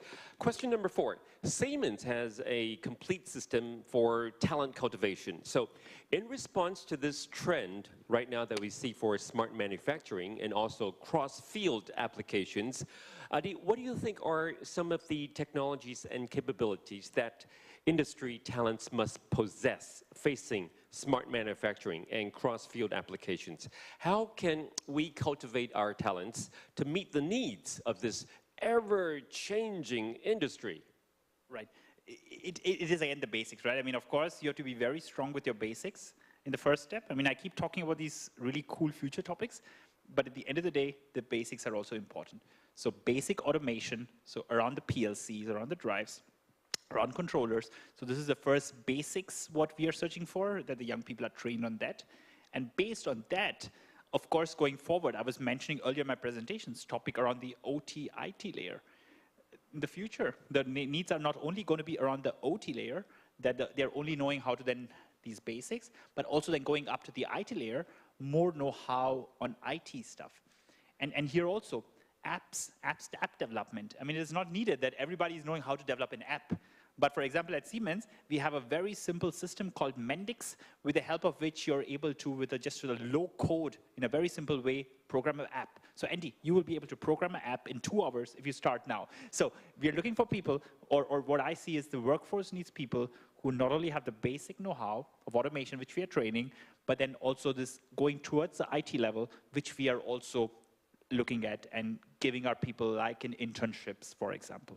What is that application called again? Mendix. Mendix. I suggest you put it in your presentation next time. It was in there. It was in there? Yeah, oh, right. Sorry, I missed that. Okay. So you have this simple app that even non-programmers could just start coding. Low-code programming, basically. So it's called low-code programming, that in a very simple way, you're able to program an app. User level. User level, exactly. Wow, Right. okay. That's wonderful. Adi, I can have you, I was told, on my schedule until 11:50. So I have about 5 minutes left. Is that right? 5 minutes left. Okay. So come on, another question. Let's squeeze out as much content as possible from you, Adi. So wonderful that we can have you for this time. Now, we really appreciate Siemens for bringing a rich and comprehensive sharing of smart manufacturing talent cultivation. But see, the fact is, in Taiwan, 99.99% of the companies are SME, small and medium size. So, according to your experience, how could these little companies, small and medium-sized company, how can we do the same for manufacturing industries to cultivate smart manufacturing talents step by step? So, stated simply, big companies like Siemens, you could do it. But what about us, we, Taiwan, small and medium-sized little companies? Right. It is actually the same thing. I mean, at the end of the day, the big concept we have can be applied to any company, right? I mean, of course, when you talk about the digitalization topics for the company itself, the concept I showed earlier, it starts with transparency, what are the challenges, and how are you taking it forward? But on the other side, on the topics of training, on training some of these young talent, there are also a lot of training programs which are out there. I showed the topics around C-Train, which in the past, for example, on Siemens side, were only available on site. But in the meantime, a lot of these C-Train courses are also available online, that a young person or any person in the workforce can also sort of scale up their know-how even on the weekend. I mean, go on these C-Train online courses, scale up their know-how, for example, also on the weekend, and get the know-how in there. So it is not necessarily a topic only for a big enterprise, but especially in Taiwan, because there are so many small and medium-sized enterprises, it is a topic for each and every one of them, and it is very doable and possible. Okay. I have more questions, so Go for it. I'm giving you a second bottle, just in case. Thanks. Those bottles were produced by machines made in Taiwan. All right, okay. As your Probably, yes. presentation stated. Okay, so take your time drinking. I'll read the questions slowly. This is already, I got question 6 squeezed out of Adi's precious time. Question 6, regarding the Student Summer Project, SMSC. Now, you mentioned that many students of the technical vocational system have been trained. Is this the design from the German dual-track education system? Master and apprentice? Yeah, I mean, that's... Tell us more, tell us more. Exactly, that's what it is, right? I mean, the reason why Germany is also so strong in this sort of basic technologies is this dual education system. So around 2014, we decided to bring this to Taiwan, and where we were also having a first few courses with there, and our focus right now is really this train the trainer approach, where we are now focusing on the trainers, on the teachers, so that then they are able to multiply. Train the trainer. Exactly. Train the teacher. Train the teacher, exactly. And we are also then, the teachers are then, for example, also going over to Germany. I mean, you saw some photos earlier. I mean, that was pre-COVID, of course. Also going to Germany and also then interacting with some of these dual education people in Germany, or even interacting them with our manufacturing sites there in order to get first-hand information. So we will continue to do this. I mean, after it is getting a little more easier to travel, we will again continue this, but in the meantime, we are also still working with these trainers that they're getting online courses. So this is exactly the concept that we are also working on, and we will also continue with. Okay, conclusion time, We're nearing 11:50. I got 1 minute left. So I know your takeaway punchline for your presentation is keep learning, because times are changing. Change will never stop. Yep. Give us more takeaway punchline. You mentioned virtual training as well. Right. Okay? We also have virtual trainings and driving the Internet of Things. Correct. Right. Your Adi personal conclusion for Taiwan's vocational training. Don't stop. Don't stop. Don't stop. But more importantly, have a very close relation also with the industries. I mean, that is important. I mean, we as Siemens, we are offering it, that we can be a partner of yours, because what is important is, like I was saying, sort of as a conclusion, is that the students in these vocational training institutes, in the universities, are having first-hand know-how of these topics and seeing how attractive it is to work in manufacturing and automation. Because, I mean, we all here are in this manufacturing space and area. We want to keep our manufacturing area attractive also for the future. It is a war for talent, like I said earlier.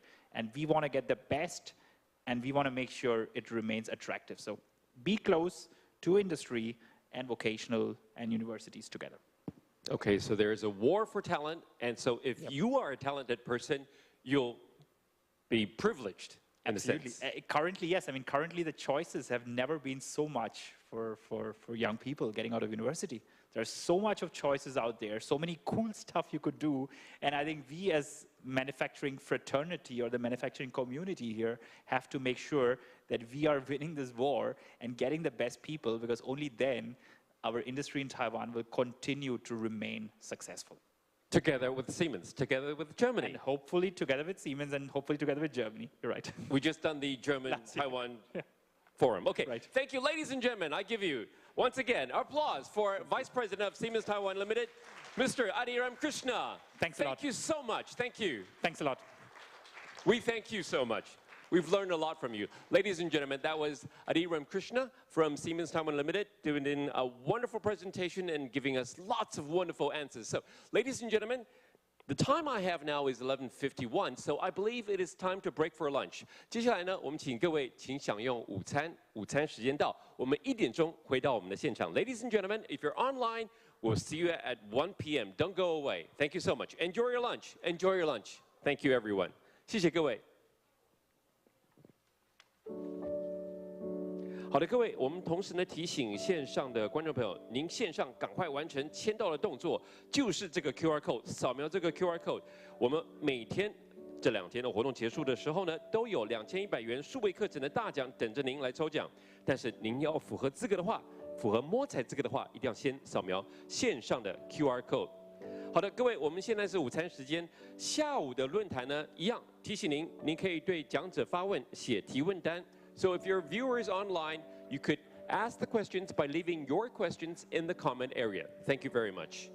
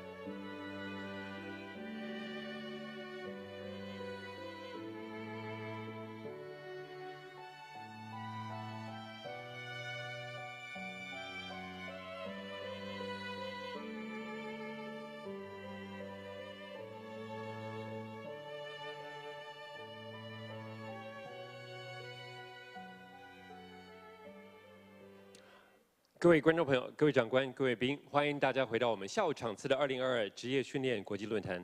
Ladies and gentlemen, welcome back. I hope you enjoyed your lunch. This, starting from now, is the afternoon session of day 1 of 2022 Vocational Training International Seminar, where we talk about future forecasts for smart manufacturing and green interdisciplinary talent vocational training. 好的，那么一整个下午呢，今天 Day 1我们都会讨论的范围是智慧制造的职业训练创新还有转型。So for this entirety of the Day 1 afternoon, starting right now, we'll be talking about the innovation and the transformation of advanced manufacturing vocational education. 好的，首先呢，我们就以热情掌声来欢迎我们今天下午的第一位讲者 ，Number 1 keynote speaker。我们掌声欢迎台湾智慧自动化与机器人协会理事长司国一理事长，掌声欢迎 Chairman 司。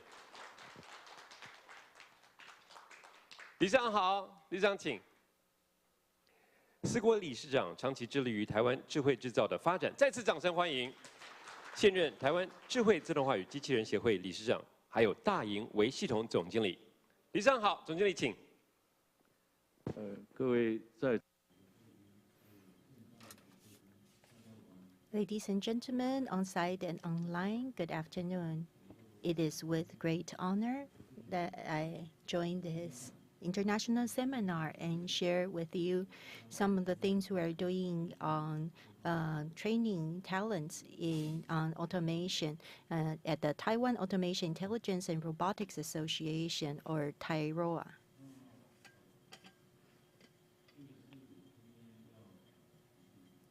This is my outline today. First of all, I will quickly introduce our association. And then I will touch on our development of talents and achievements, and finally, my recommendations on future development. At TAIROA, as of this year, we're enjoying our 37th year. At the start, we were named the Automation Association. Our founding CEO of Shangren, Mr. Zhou, merged our association with the Automation Association and smart manufacturing into one single organization, which is the Taiwan Automation Intelligence and Robotics Association, or TAIROA. Our mission is to become a leader in smart manufacturing, robotics, and automation, and become a leading platform. Another key role for us is to help accelerate international exchange with related unions and associations. Through this platform, we hope to accelerate the development of robotics and intelligent automation. This is our organization. For smart manufacturing and robotics, we have several committees. One of them is one on smart manufacturing. We have recently renamed it into ESG, which is a Sustainable Manufacturing Committee. ESG topic is a continuous topic for our SMEs in Taiwan. So this is a change to become aligned with the trend. Another is the Smart Service Promotion Committee, mainly on service-oriented robots. Based on international forecast for service robots, locally and with our government, this is an often overlooked topic. In the last 2 to 3 years of pandemic, we see a drastic growth in service-oriented robots for warehousing, personless moving, and orientational robots. We see a big growth there. The next part is standardization. Another important committee is the Robotics Alliance, which I will elaborate on later. This is our membership. As you can see here, we have a total of 280 agencies with nearly 500 member representatives. You can see a lot of local and international well-known names in key components, automation, and system integration.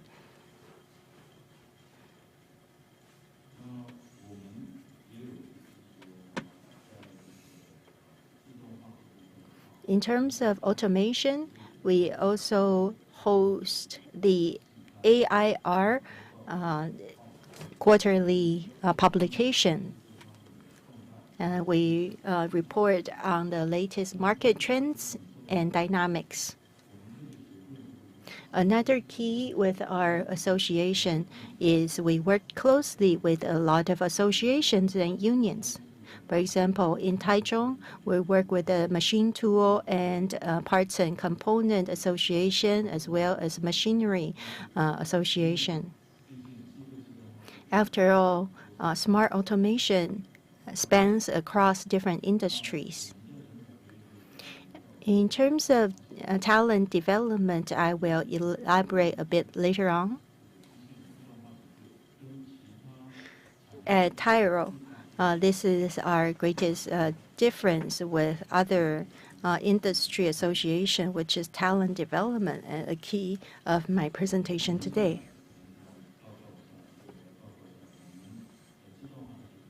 Now I would like to touch on our talent development for smart manufacturing and our achievements.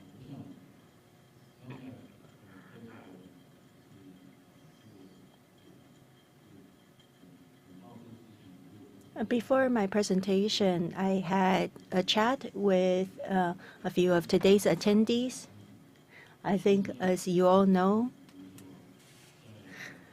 today, especially in central Taiwan, for precision machine tool, components and parts processing, we are running into great difficulty. We have a severe shortage of talent in automation and precision machinery.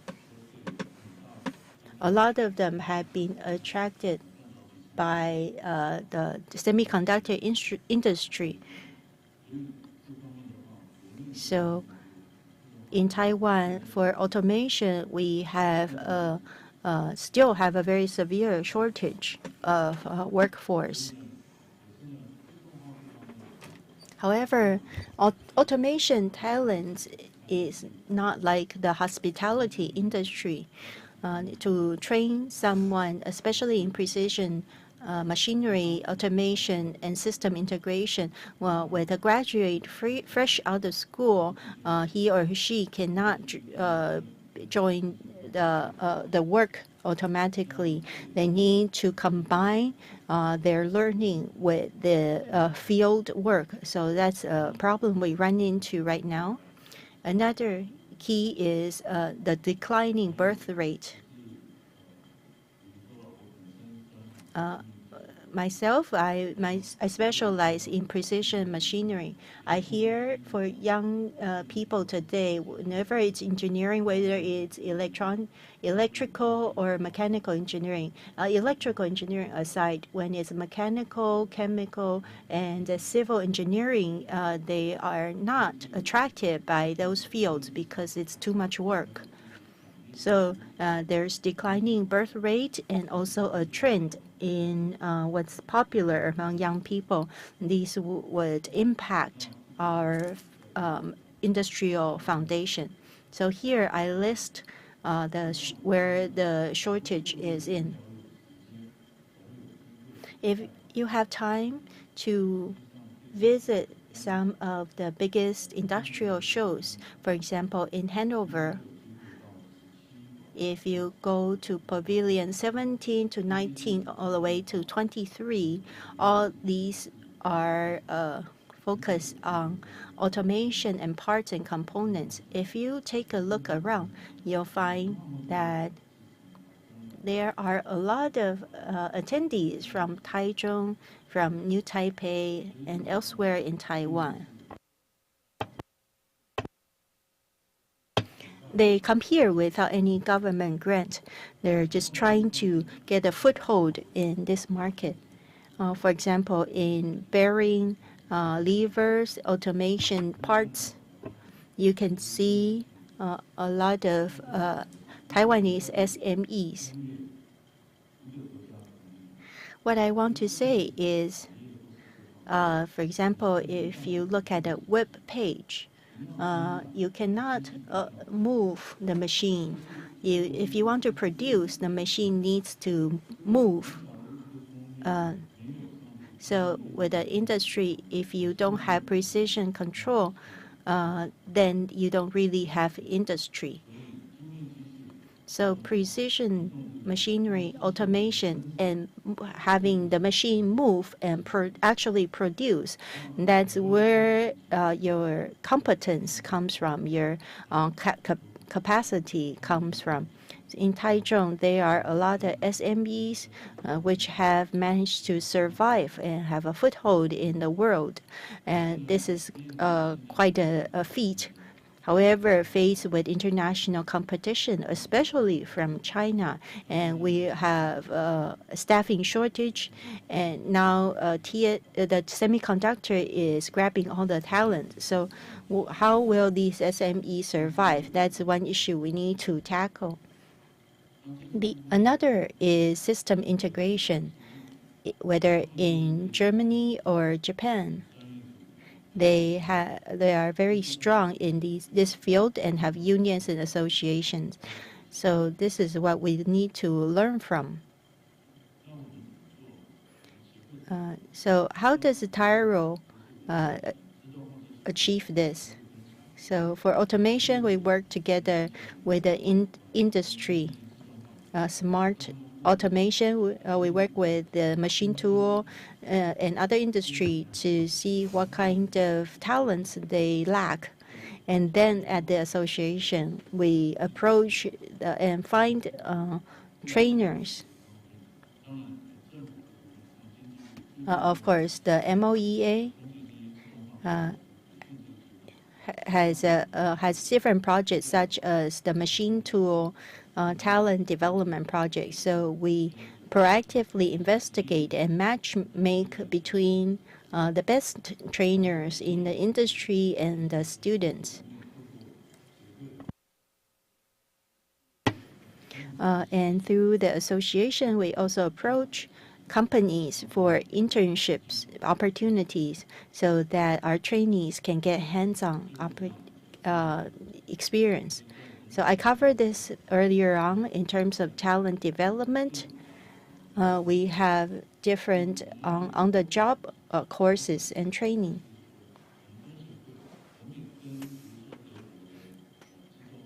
We also work together with Germany and their associations. So pre-pandemic, we put together delegations to visit. For example, in Taiwan, you have ITRI. In Germany, they have Fraunhofer Institute. And for robotics and smart automation, we try to learn from Germany and Japan.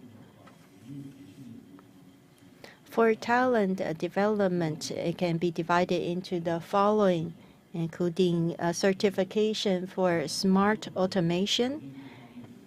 We have a lot of instructors from Taiwan who come up with the questions, whether it's theory or practice or robotics. We also encourage industry academia collaboration and show off their achievements. For example, in the exhibition last week, they put their work on display. As I mentioned, hands-on practice is very important. So that's where contests comes in. I as I was speaking with the WDA official, it's not enough to just have contests. They are not the actual workplace, and they cannot replace it.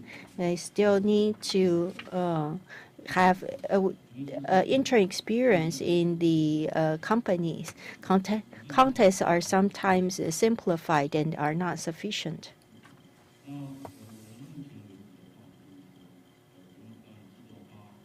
So we have smart automation engineer certification, robotics in certification. For our trainees, in southern Taiwan, we have several polytech universities. For certified trainees, they get scholarships from the student. Meanwhile, they are also encouraged with raises from our member companies. So these are practical ways to encourage them to join these contests and exams.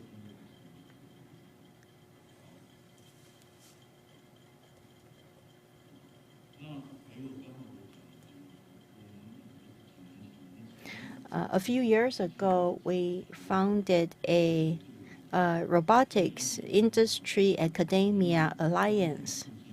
The goal is to accelerate Taiwan's robotics industry and to work together with high school and vocational high school more closely. So we founded an alliance. We have hubs in eastern Taiwan and across western Taiwan. Our members would donate robotics or visual identification equipment to several certified venues across Taiwan.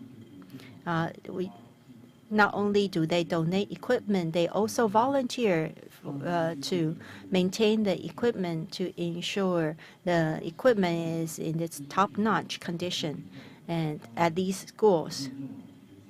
After you've certified the students, they are awarded. And second thing is, because they are in a real workplace, they can practice anytime they wish. And the most important thing that's overlooked very often is the school can use these places to work on industry collaboration. For example, we visited Pingdong University of Technology and Zhengzhou, and this is how they do it. So this is derived from these projects and facilitate the schools to collaborate with the industry, and this was unexpected.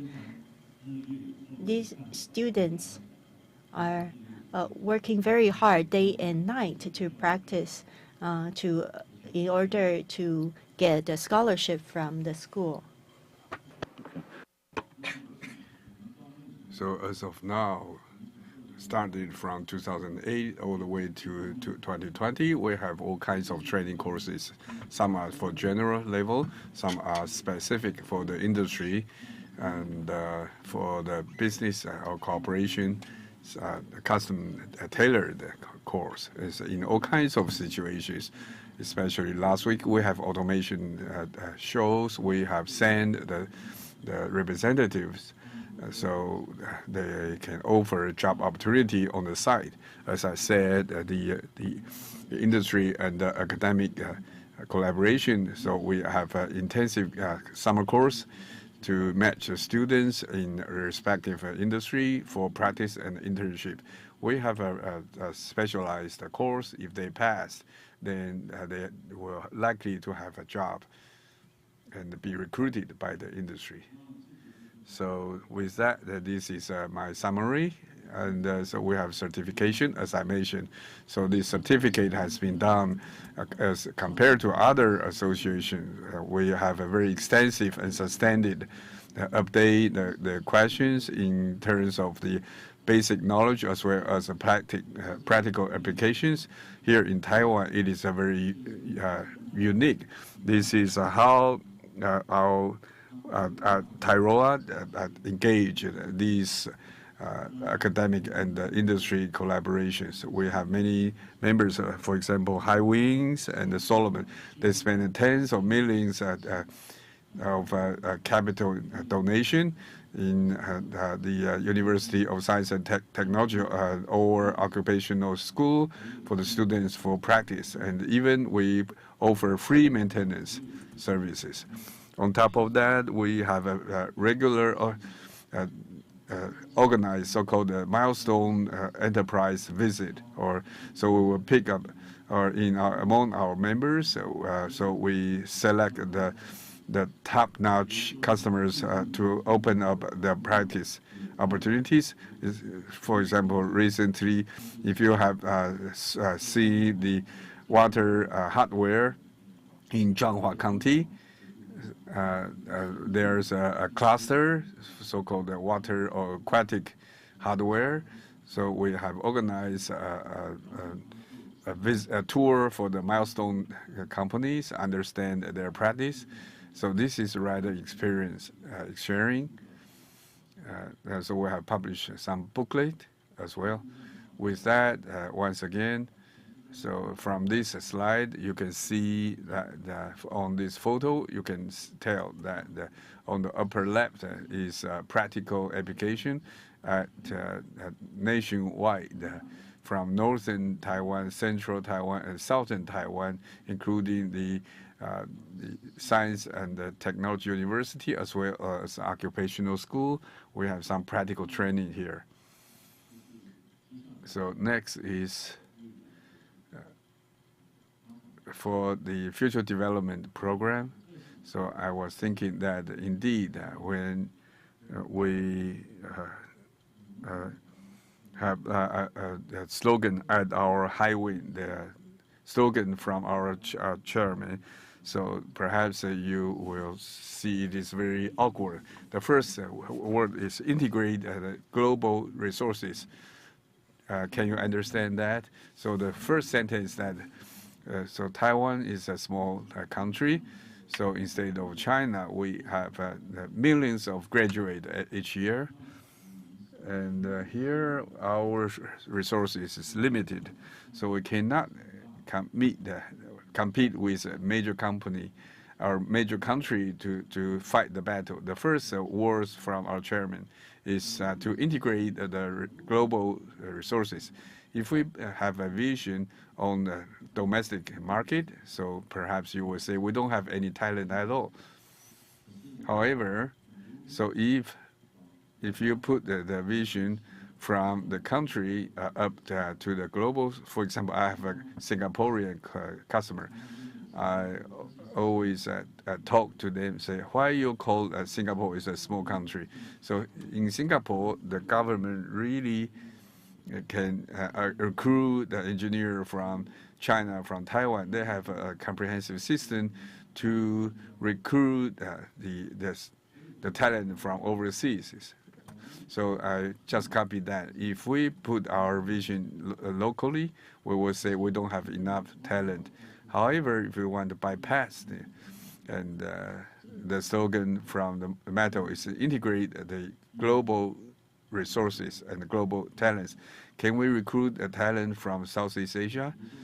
And for example, I know that the National Taiwan University of Science and Technology, they have recruited many talented students from Indonesia.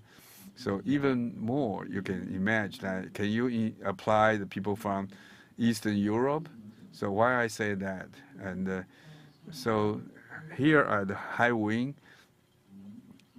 group. We have a lab in Russia. We have a lab in Israel. Here in Taiwan. So with regard to the talent for automation, I often concerned that our talent were recruited by the semiconductor industry. However, I have the top talent top-notch talent in Moscow, in Israel. They are quite stable and reliable. So what I want to say is that here in Taiwan, where we have limited resources, how can we utilize the global resources to compete with China, Japan, U.S., and Germany? So this is how the Taiwan works. So we cope with the government's new southbound policy, and we collaborate with Malaysia and the Vietnam's association, automatic association, and how to train their people and also recruit them to work in Taiwan. So that is to say my recommendation for the future. Before I make my presentation, I have a opportunity to talk to some of the organizers. When we say digital transformation, it is a very important. You can imagine that everything can apply so-called computer or simulate a virtual manufacturers. As I shared with you earlier, because my background is precision machining tools, so perhaps later on we have a market leader to talk about the soldering and or welding. So from precision machines, when we talk about the intelligent, so I think that so-called the precision machines, then when we talk about smart manufacturing, the intelligence on the side, oftentimes it is on the manufacturing side. I think that the people on the line or on the side. So what exactly is the time you have a major improvement or growth? That is when you embrace a major challenge or major failure, then you can learn, you can actually learn from that. So by the same token, in the field of precision machine, we need the people to engage in this field and to learn the know-how. So that's something cannot completely obtained through the people like the code, the web, to learn from the website. That is what I want to say. How to organize those people to engage in the precision machine and automation, and to obtain a practical training opportunity. And then the other question is how to utilize or make the best use of the global resources. That's what we need to do here in Taiwan. This completes my presentation. Thank you very much. Thank you very much for Mr. Si Guoyi, the chairman of Taiora. So once again, thank you very much. So we really learned quite a lot from you. The topic is the talent cultivation and the motivation for intelligence automation industry. As you can see, that Mr. Si shared with regarding the vision from the chairman of a High Wing Group. They want to integrate the resource from the world and recruit the global talent. So with that, so here in Taiwan, we can compete with international market. So next speaker, actually, so as I opened up in the beginning, the whole afternoon we are talking about the smart intelligence manufacturing and transformation as well as innovation. It include the occupational training. We have invited the speaker from the automation intelligence, how to embrace the new technology and have a flexible training, and also we'll focus on the innovation and the transformation to share with you.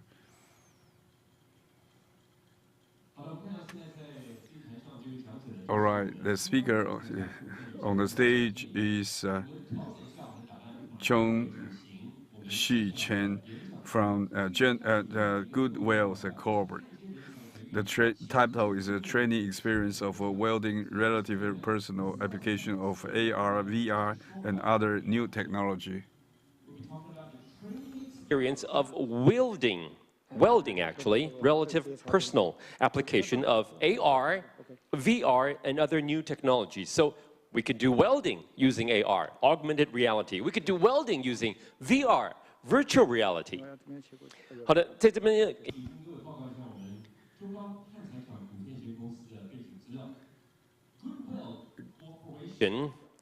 也就是中钢焊材厂股份有限公司呢，是成立于1964年，创立以来，从与日本的技术合作到如今是完全的技术自主。来，各位热烈掌声！ Let's welcome General Manager 庄世成. Thank you. Thank you, ladies and gentlemen. So I really appreciate the organizer to give me this opportunity to talk about the training experience of welding. So before I share with you, I know many of the leaders in the industry, but I want to give you a brief introduction through video clips.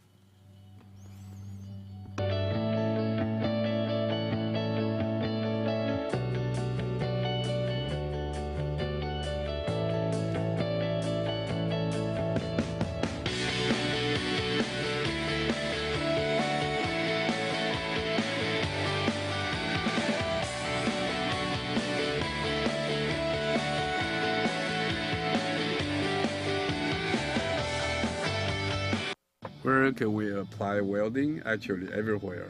What is the qualification of a welder? Both basic knowledge and practical experience.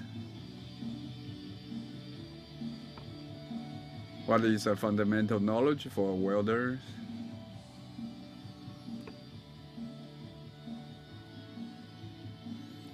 Occupational safety, protection, geometry. Behind every welding,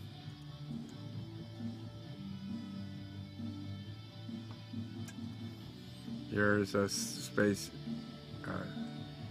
flexibility, coordination, and perception, precision, stability.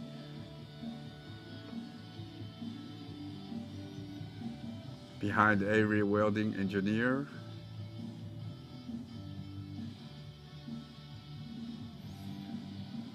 technicians, supervisors, QA, QC, and welder engineers. You can see the last one. I want to talk about the conception. One, when people talk about weldings, people thought about the welder, but the engineer, the supervisor, the quality examiner, and the technicians. It is not just a work. We need all four kinds of backgrounds. Here in Taiwan, we don't have the data, so I just borrow the statistics in the state for the training and the urgency in the state. By 2021, they need have 754,000. Out of them, there are 150,000 about 55 years old and about to retire by the. They have 400,000 people going to retire. Here in Taiwan, we don't have the data, but I want to share with you. For the past 5 years, we have 3 times to receive the inquiry to qualify the foreign welders and send them to East Europe. So even the foreign countries came to Taiwan to recruit the welders. So this is a news release. We see a very popular one. Offshore windmill, the welders. So they talk about there are 3 high temperature, high noise, and high wage. And they even have wage. We still cannot find enough talent. So I want to highlight that. So when we say welders, they say the welders, but here the last sentence say offshore windmills. The competent authorities focus on the talent. Who is the competent authority?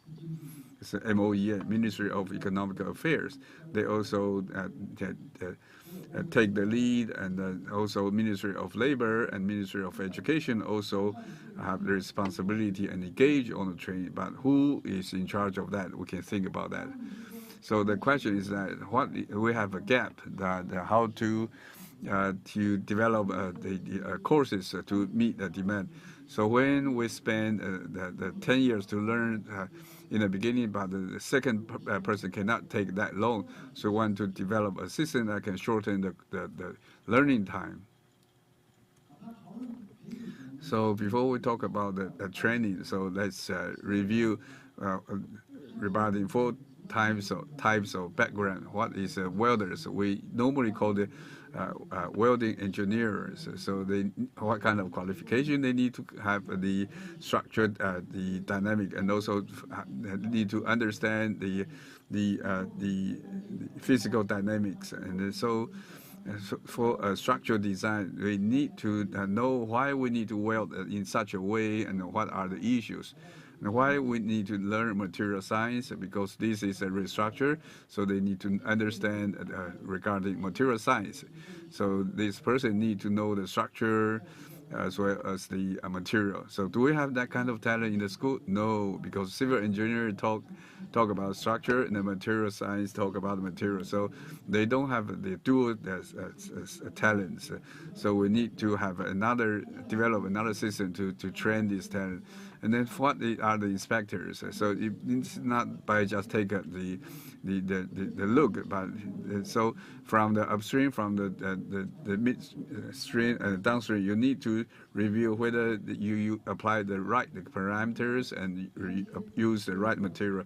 And also the directors, technical directors, need to know more about technicians. Otherwise, they can convey the demand from the engineer to the first-line workers. Basically, we call it the foremen. So the foremen need to have a relatively theoretical background, better than the first-line workers, to guide the workers. The last one is welder, the technicians. We normally call them weld technicians, but now we call them technicians. For the national standard, we call the person who conduct the weldings. When we set the standard to the competent authority, they say it is just a welder, so we change the term to welder. But some people from the association are not very happy. So in the past, we called the engineer, and then the teacher, the inspector, is how you call us a worker. You don't respect our occupation. So later on, we change the term to the welder as a technician, so welding technicians. Perhaps you are not familiar with this term, but this is how we call the welder in Chinese. So this is why in Taiwan we don't call the nurses 护士, but we call the 护理师. But the content is, the work job description is the same, but the title is different. So next is, in our company, we established a welding education training center 10 years ago. So start from the client ends. So why we initiate from the client? So 10 years ago, when we conduct a customer complaint analysis, we found that the welding parameters are very unique. So they say that our products have some problem, but they ask why you use such parameters. So we have a gap, and then the question is, the welding cover everything. So we don't know where we should start from these overarching parameters. So back then, our thought is here in Taiwan, we don't have adequate teaching materials, so we will start from the software. So how to solve the traditional text teaching materials? You can see this is a traditional teaching, so perhaps you are very familiar with it. So in the past, in the textbook, it's just like this. In the welding, we don't have many updated textbook. So this is one of it. So like a diagram like this, it is we have no idea what it is talking about. So back then, when we start, this was the multimedia was very popular. So we were thinking maybe we can utilize the diagram to replace the text. Then what can we do? So we publish an electronic book, a digital book. And then so that's demonstrate the e-book or e-textbook.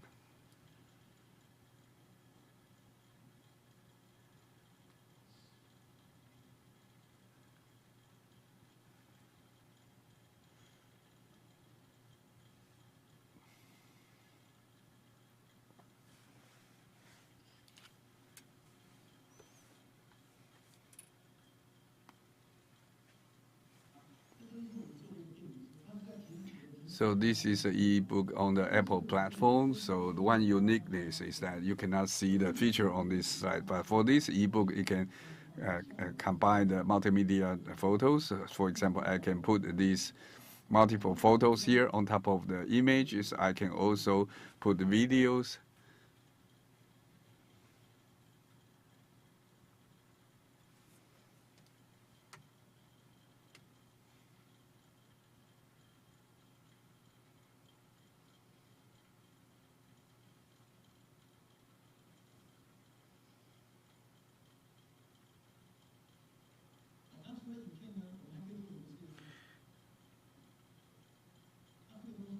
So what else can we do?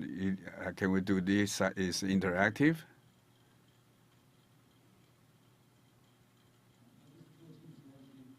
This is the examination or inspection. For example, we can take this model to convey or convert to an interactive module. So we can change the angle to interpret the features, and then to tell you from different perception what you can see from different perceptions, different angles.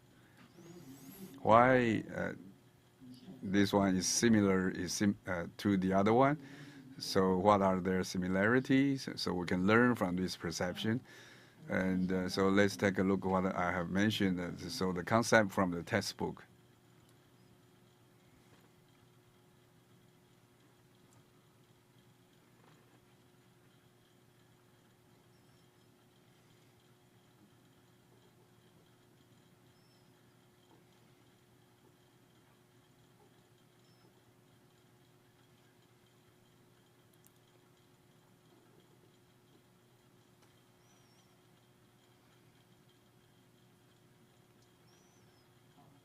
Okay, so by the same token, I don't know how you think that this approach is more easy to understand.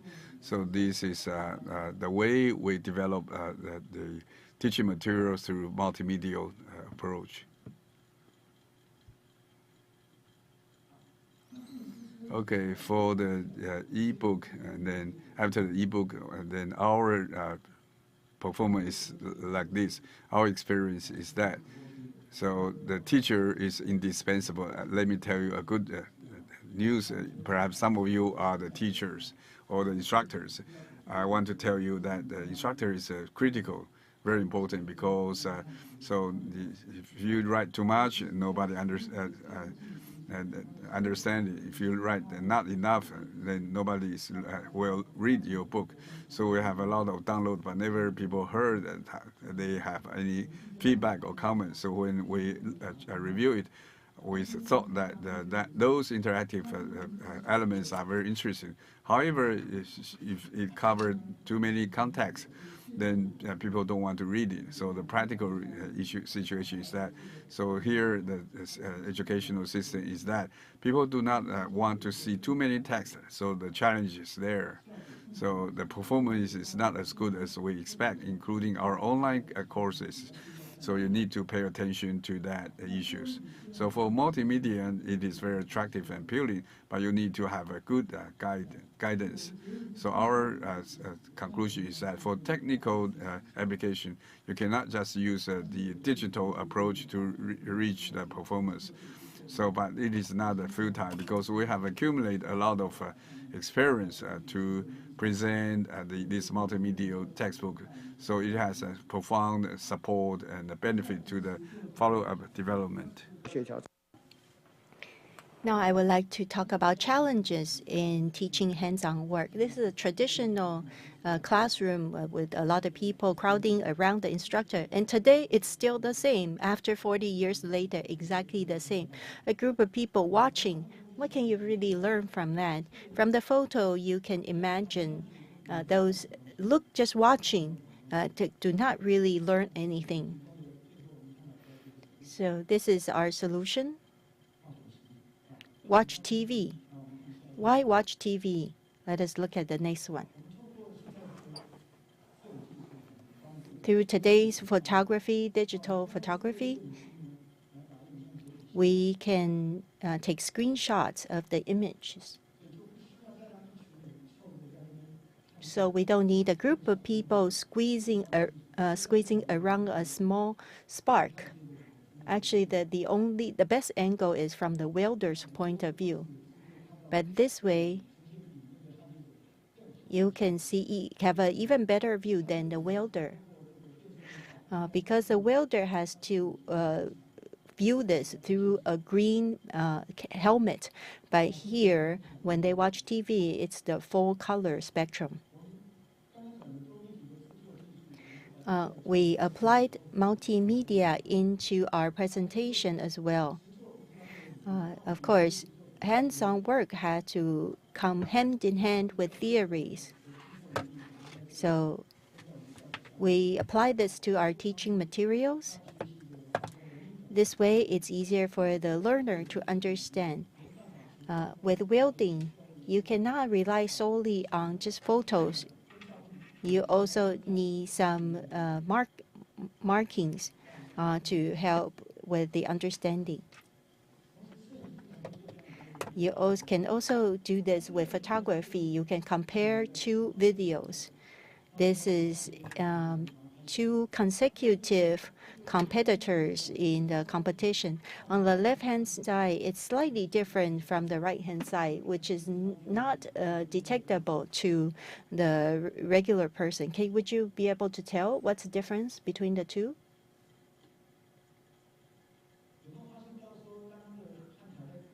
Notice when they are moving the welding stick, one is higher up, one is more in the center. So the gesture also, a difference in gesture also results in different welding shape. But this way, it's easy for others to see what the trick is in moving the stick around.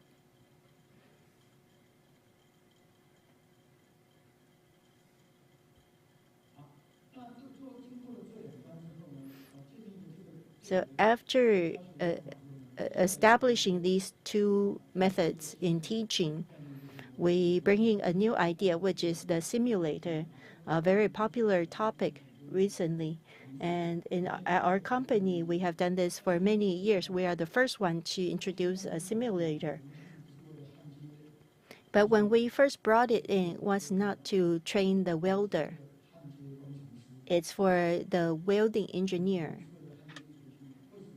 So it wasn't for the welder training, but rather for the welding engineer. Because in Taiwan's education system, the engineers know only about theory, but they don't know anything about hands-on things. So when they see the welding equipment in the field, they stay away from them because they are unfamiliar. So this is really a toy that we have introduced for the engineers. So this is quite a tragedy for welding engineers not to know anything about welding. But that's what our education was about. It was just teaching them about standards and specifications. So actually, we brought in the simulator first to guide the engineers.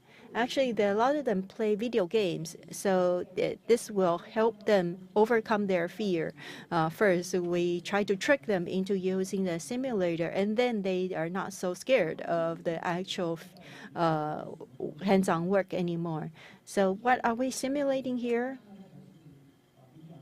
The one you saw was VR, and this one is AR.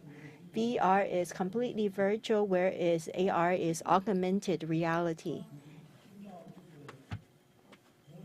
When you hear simulation, you probably think about visualization first. You need to simulate the image, but you also need to simulate the weight. The welding gun has a certain weight, which is similar to a real welding handle. And after you wear the helmet, you need to actually feel the weight in your hand, the weight of the soldering gun. And visually, of course, you need to see the welding phenomena. And next thing is for a visualization of information.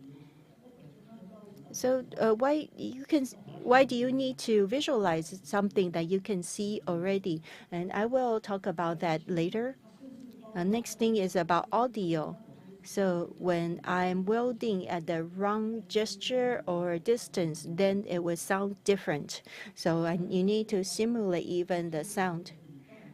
Then there's the equipment operation. High and low setting need to reflect the keys that you need to pay attention to in soldering. So you need to simulate the entire process. So let's look at what visualization of welding is about.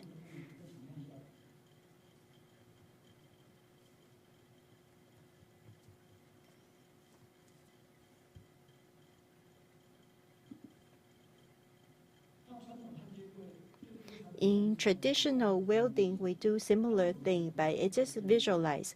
But with visualization, what we are doing is in traditional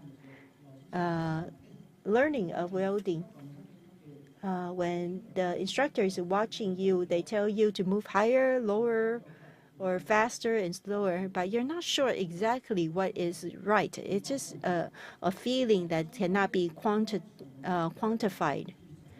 So this is a traditional way of teaching. However, with a simulator, what you can do is the following. The angle, the speed, distance, all the information are shown on your helmet.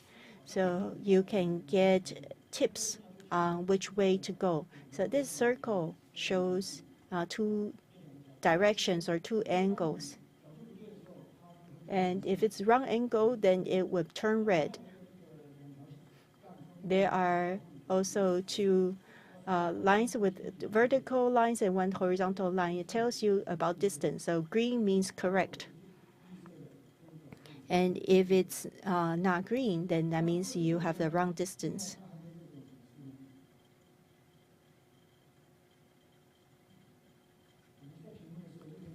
When we score, we can also express all this in data and visualize data.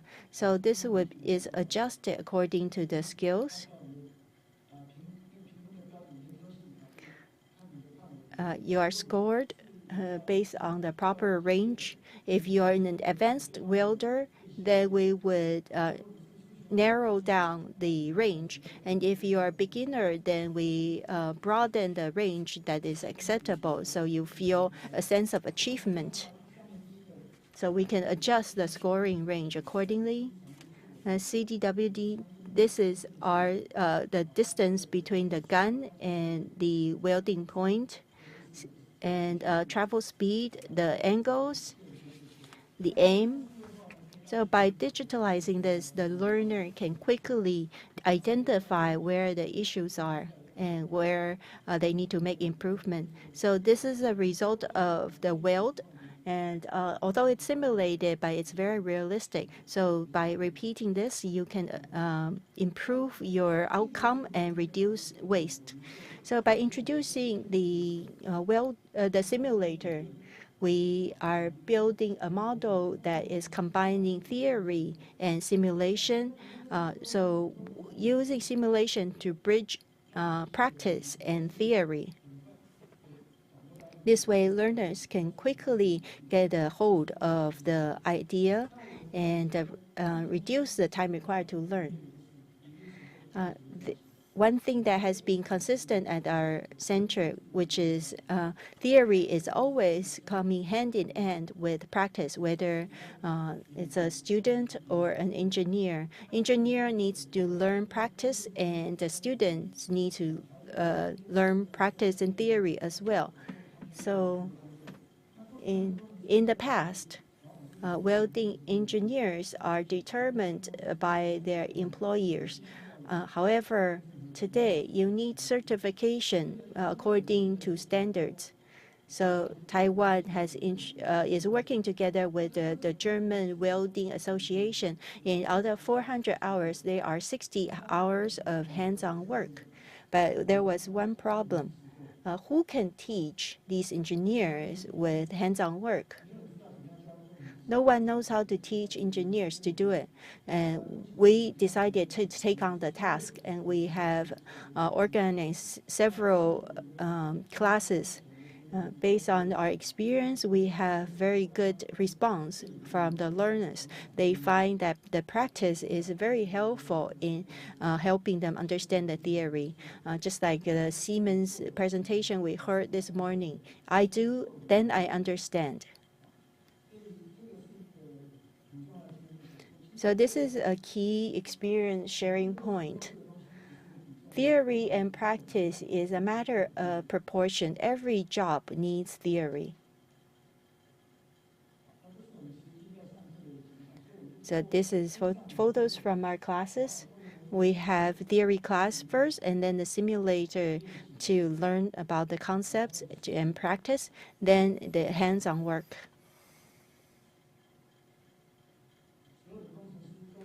All engineers need 60 hours of hands-on practice, not just the welders, engineers as well. Actually, if engineers don't know about hands-on work, we see a lot of tragedies on site. For example, not following the drawings. However, actually, it's not because we don't want to follow the drawings. It's because we cannot, because the drawings do not work. So this is what we see in the field. In Taiwan, real estate is a very hot topic. Everyone wants to own a house and try to put all your saving onto a house. However, have you ever thought about who has built this house? The house was built by the blue collars. And how do the blue collars build them? Do you know that a lot of architects never visit the job sites? They don't know how to build buildings. So this is a big problem in Taiwan. This does not make sense. Someone who does not have any theory background, who is building this, of course, that's a problem. The architects don't draw the mechanical and electrical drawings. Actually, there are the mechanical and electricians do their own work without any drawings as guidelines. So of course, there will be problems if you do it this way.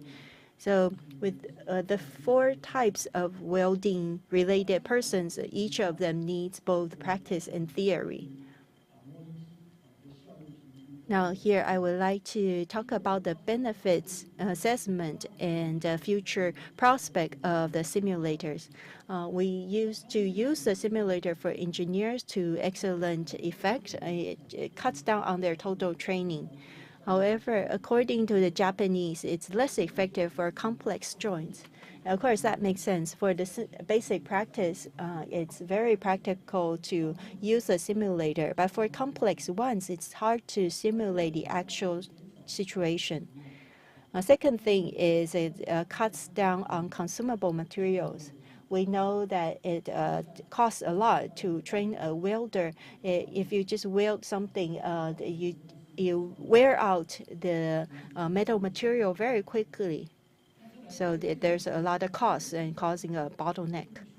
The next thing is the electric arc. time increases by 2 to 3 times. You don't need to move another substrate for a second round of practice, so you can get more time for actual practice. Also, we raise the pass rate because we have more training time. There's no safety concern. Finally, in the future, although there are all these benefits, we still need to redo some work, which is design the training to match the properties of the simulator. Finally, is application of robotic welding training.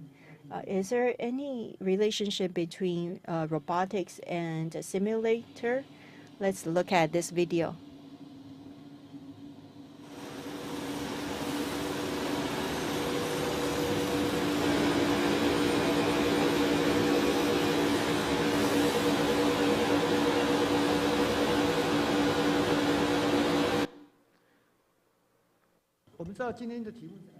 We know today's topic is on smart manufacturing, and mechanical arms robotic arms are very important, and everyone is trying to improve machine learning. But you may have the right movements, but not the right parameters for welding. So our robotics teaching is more about the routing, but if the parameters are wrong, then it doesn't work. So although you have very good stability with robots, but if you have the setting wrong, then you have consistent mistakes. So without the right parameters, it's not useful to have the right routing. So our next goal is to apply this on training robotics. I think a lot of schools and a lot of companies provide schools with robotic arms, but unfortunately the schools don't have money to buy the consumables. By using the simulator, we can save on the cost. So this is our next step. And of course, finally, we want to work with vocational training centers to set up a comprehensive set of teaching materials and apply it toward enhancing our welding talents. Thank you for that. Thank you to General Manager of Gold Weld Corporation, Mr. Zhuang. Very practical information. Actually, Taiwanese talents are very sought after as well in Europe, as we heard. Good Weld, Mr. Zhuang, for this wonderful sharing about the topic of training experience on welding relative personal application of AR, VR, and other technologies. 其实 AR、VR 在任何领域都可以用得到。接下来呢，我们这位讲者要和我们分享的主题是应用教育 AR、VR、Augmented Reality、Virtual Reality、元宇宙、真人 the innovation and the transformation of smart manufacturing in AR, VR, and Metaverse applied education. Metaverse 最近是很夯的啊，所以呢，接下来我们请到这位讲者就是我们宇盟数位科技股份有限公司执行长 Jennifer 白执行长、白碧珍执行长，掌声，Ladies and gentlemen， 掌声。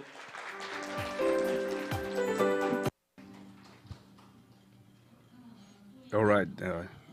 Ladies and gentlemen on the side, good afternoon. My name is Jennifer Pai. I'm the founder and the CFO from our Planet Digital Technology. You can call me Jennifer.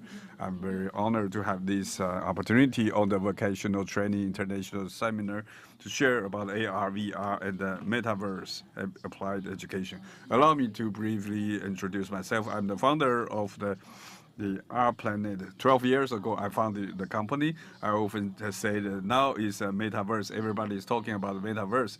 However, 12 years ago, the title or company name is AR Planning. So actually, for many years, the reason why we founded this company and our mission and our practice are moving toward this such a virtual technology and application and development on the virtual applications. for the past 2 years during the COVID-19 pandemic, I have a very close and in-depth connection with occupational training because this is more and more practical. And on top, I also established an association we call SRA, Taiwan VR Innovation Association. Why we founded the association is just because of the COVID-19 pandemic. Many industry incorporates such a technology. They want to refer that is all interact. To learn how other people are doing. So we know digital transformation is a mission from top down. You need to start from the industry, the managers so the leaders and managing groups to initiate. So in this mission, we carry through our association. We learn from the domestic as well as the international technology and the integration. We also invite multiple sectors as the moderators mentioned in the SR field. Many in industry require this technology, so we need to interact with each other and learn from each other. That is the initiative and mission of our association to promote this task. So as I mentioned, for the Planet is dedicated company on SR. So for the past 12 years, we have encountered different so-called competitors in this field. Perhaps people are, for example, they develop a certain software, and maybe just by the way, they have a SR tech application, and also they maybe even they are in the hardware, but they want to integrate the software. So we do have an in-depth technology. So we also integrate many so-called different industry perspective for the past years. On top of the R&D center in Taiwan, we also have overseas branches and some stations, and also we have agents and distributors. So for SR's application, there are many solutions. Most familiar, as a previous speaker also mentioned, so-called AR and VR, like augmented virtual reality, and also either AR and VR. The carriers, vehicles, we have very comprehensive development. So I'm going to let you see in this field, perhaps for the occupational training and the smart manufacturing. The other one is MR, so-called the AR derivatives. So the MR derivatives is with the evolution on all the operation, it can release both hands. So application is rather practical in many sectors, and also we can develop some lightweight approach in the industry. For example, like AR filters or web AR, or some at the moment we'll also integrate many space and positioning and navigation, including AR, LV guidelines or so-called interior positioning technology. With regard to the software space platform, we have developed many technology integration. This morning we have talked to the Taipei Popular Arts in Nangang. So that is one of the major field in popular music. We have developed AR integrated LBS and AR positioning. So with that, the application is a very diverse application. That's a core technology about the company. Actually, for the long times, we have focus on the technology development. So with regard to the computer, we have a very good integration. And also, as I mentioned, that there are many so-called space positioning technology. AR is a visualizer, so it requires that to integrate with many positions. So in many fields, we need to integrate so-called the virtual the integration and performances. So in the end, we want to convey these the technology, so-called AR platform. The reason we want to develop a platform, we want to this technology can be incorporated in many industry to cope with the so-called SOP in the industry to conduct relevant operations. So we establish a very flexible platform to support the major industry. So that's the recent application. We have received national award and also have certain relevant patents.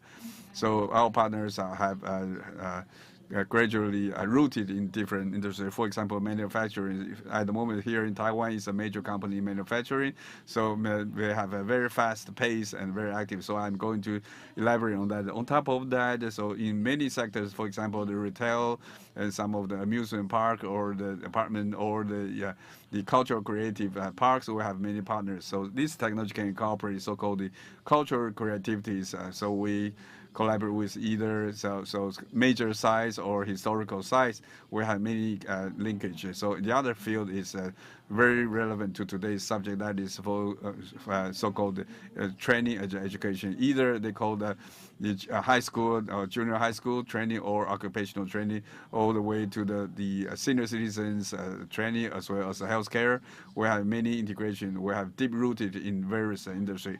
Okay, as I mentioned earlier, that this is the era of metaverse. I want to highlight that when we talk about the metaverse, we have many interpretations. However, when what we are doing is a very substantial metaphase. Our goal is that to apply a good technology to support the human life and human works. So that is when we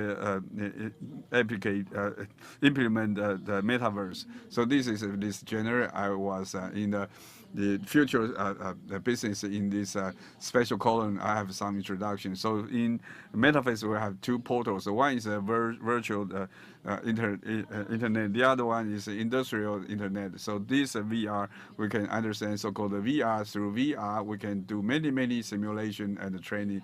So with that, some of the performance I'm going to elaborate and give you as a reference. The other one is so-called in many workplaces we need to integrate one so-called visualized presentation to combine the information AI as visual to integrate to create a so-called more convenient, more supported scenario.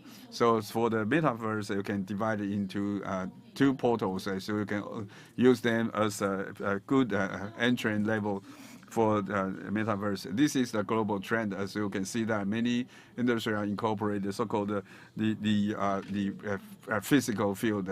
First thing they need to incorporate for this incorporation as advancements of the technology. This is a very important concept. Start from Web 1.0, 2.0 to the popular internet to the Web 3.0 to relevant, so all called ASR and ASI, relevant technology integration. The ultimate goal is to link virtual and reality. So to convert the human behavior from purely book and textbook and internet. So integrate the information and the industry to create the direct visual presentation. That's the first global trend. We can see international the multinational companies are trying to move toward this direction. So this is our next future in human beings. That is inevitable trend. The other thing is so-called the AR in artificial intelligence. Nowadays, for integrating of AR, VR to AI, the global development is rather preliminary. Under our R&D technology development, we can provide more precision positions, and also we collect the data, so you can have a more analytical the approaches. So with that, the global the development is toward this direction. As you heard, nowadays we move AR and the VR, the surveillance or the monitor or the guidance. So in every field, so there are many industry training scenario. They need to create the so-called the second the digital copy. So we have collect many simulation information. We do have a practical comparison. We also have a solution for field optimization. So these are the major field that we are developing. So of course, with regard to the concept of metaverse, so it is not simply so-called the future trading. So it is the next digital science and the golden decade for the national development. Nowadays, the accumulation of the digital technology, either cloud, AI, or blockchain, or 5G, actually we can see that it is a future development trend. So as I mentioned that, so what we are doing is a very solid practice. Perhaps from that invisible technology to the practical situation. So cross-discipline application is very important, either in each, no matter what industry you have, you need to know the domain know-how. So you need to go through training and the expert interpretation, as well as the experienced, seasoned master to in-depth to involve or engage these fields. So after years, we have accumulated the domain know-how on top of ASA. We have penetrated many industries on top of educational field, the museum, or just like a public service a tour, or in depth into so-called industrial simulation, the architect and the construction, all kinds of healthcare and amusement. You need to have a popular or standard application to in-depth. So the key point is that how to incorporate these mechanisms in short time. So we go through our own fundamental pattern as well as our logarithm to incorporate so-called a compiler to support each industry to go through actually in each the experience in depth in each industry to convert the technology into the module to cope with SOP in the industry to apply flexibly in all kinds of workplace. So that is what we have developed currently, including diversified the app, the collector like app and web, and also facial identification, and also most popular so-called remote support. And we have developed these products. So on top of that, on top of the compiling function in our product, we also collect and integrate the data to help the customer to conduct analysis of operation and experience the integrations. So these are achievable. So what can the compiler create? So for the interactive mechanism in the past, it was a very popular, like when you go shopping or just look at the scenery site, you can see some of the field like a museum or like a virtual reality. These are the popular case from our compiler to rejuvenate the dinosaurs. It was a fossil, but now it can be alive, or it was a historical story or historical features or site. Now we can integrate into the site, like you walk into the history, so you can see those examples in the website. In the interest of time, I won't go into the demonstration. So you can also go to the campus to review through AR, to review so all kinds of delegate the model, and then so to navigate the spatial and temporal the approach. So these are the elegant case recently also cope with the conference or MICE industry. So either the Nangang Exhibition Hall or in like a Songyan, like a cultural and creative park. So through different materials, we can represent the interactive performance through AR to bring the public to identify the amusement in those the site, and then to incorporate into the exhibition. And today in this forum on vocational training, of course, we need to talk about solutions in XR smart manufacturing. This is already an important topic in every field. After several years in smart manufacturing, these are some of the conclusions we've drawn. We find that today's education and training need to be brought to life rather than following a traditional model. And today, people are, their attention spans are shortening. You cannot force them to sit down and read a big textbook and read books hours after hours. So you need a lot of simulation to deepen the service. The next thing is SOP, operational instruction in the field. actually, we need very rigorous following of the SOP. So the key is to teach everyone the proper SOP and to document it properly. So this is what XR can come in handy. The next thing is about remote operation under the pandemic. We are cutting down on on-site work under the pandemic. So with this, we can ensure timely and correct operation from a remote point. With this total solution, you can apply it across plants, across machines, equipment, and even parts in terms of part assembly and training. So from as great as different places and as small as parts, you can apply this at different levels. So in these scenarios, I will give you a more comprehensive overview of some case studies. This is a Tide Power company, TPC. When TPC approaches us, they were facing a massive wave of retirees, and they want to pass on the techniques and skills of the seasoned personnel, and also want innovative practices to guide their newer personnel. So in this project, we have some very interesting aspects that we would like to share with you. This is a video.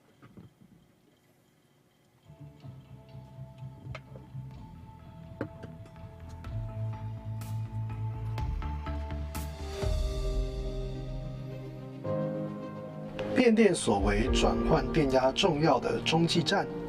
在早期，变电所需要人工操作，而现在，变电所设备较为精密且安全，使操作复杂度提升。So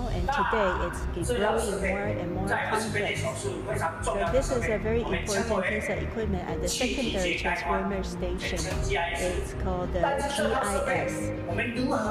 So how do we, within a very short time, teach our newcomers this skill is an important topic in the future.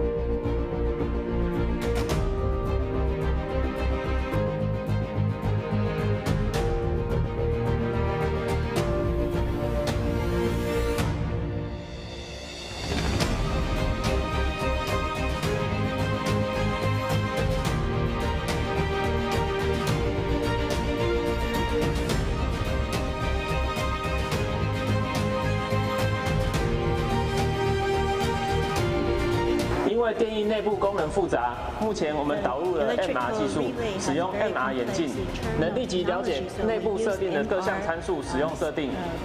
目前我们已经导入了23 kV CGIS 的各项设备功能，可以立即了解它的使用说明，还有它的内部结构。Immediately learn about its internal structure. Complemented that by the development of 5G technology using XR technology, we can combine realities with video, audio, text, and animation. XR is everywhere, so we hope to use XR to train more and more smart power engineers. 我是台电人。 I work for TPC. I work for TPC. We work for TPC.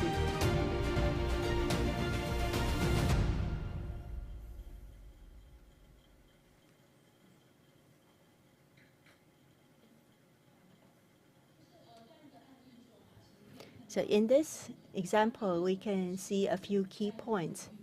First, in this scenario, we introduce XR equipment and devices. That includes the first 3 months of new recruit training. Using XR, they can learn about all the processes in the transformer station. Safety and processes are priorities for TPC now, and this is used for new recruit training. After they have joined the transformer station, they also need to read a massive amount of documents. Actually, today's young people are not very good at reading documents, so we try to integrate the information with the actual machine. So this is our AR ebook. They just need to raise the tablet or mobile with them, and they can touch the button to know what each button is associated with, the process behind, and there's also simulated 3D components with it. So in our next stage, we will also work with their walk-arounds inspections.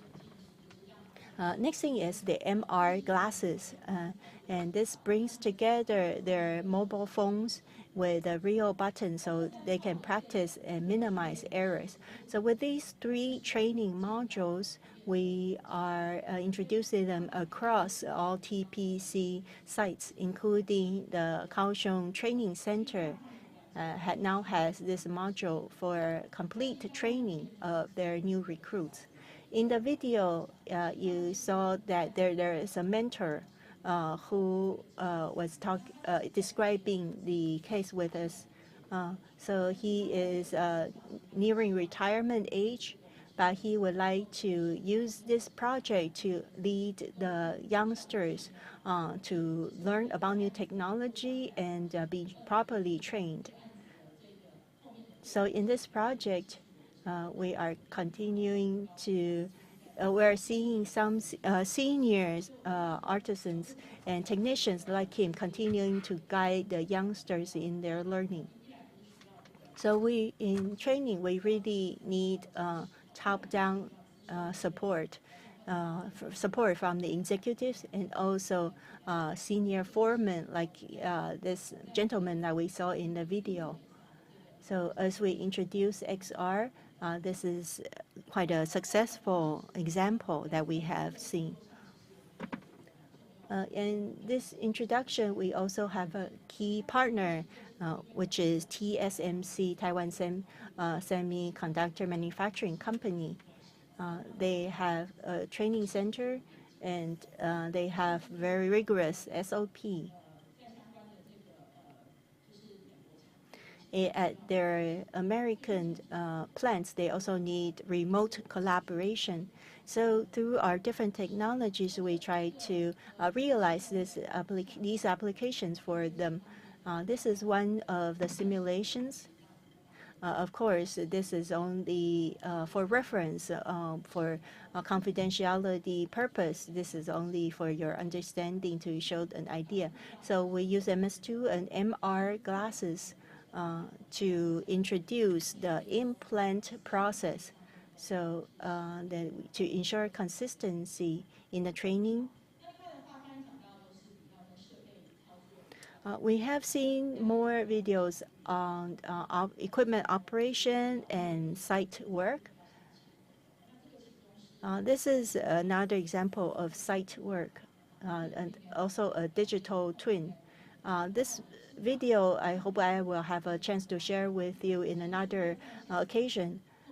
At Taiwan Formosa Plastics, Formosa Plastic Group, we use this to train their personnel with on-site work, and also when there are foreign visitors, we also use this 3D module to demonstrate the actual work.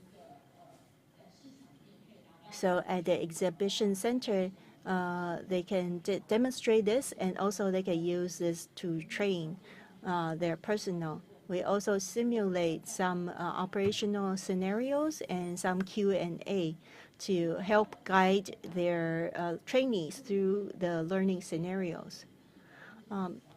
in terms of large sites, there are a lot of buildings who need to introduce demonstrations on smart building technologies. This is one example where we work together with CTCO. We work together with CTCI on this project. Let me try to load this video.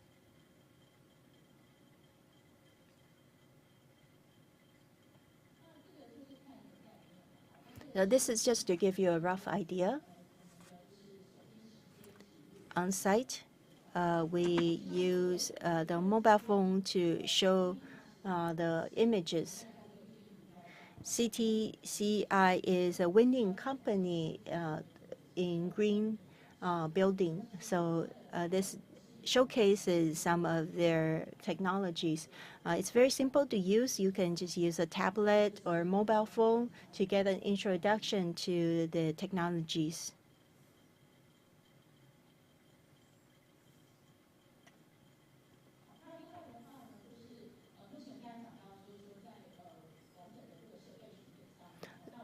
We also talked about a comprehensive equipment walk around and inspection. So we can use MR, AR documents, and through our platform, we can do equipment walk around and inspection. Let us try to watch this video together.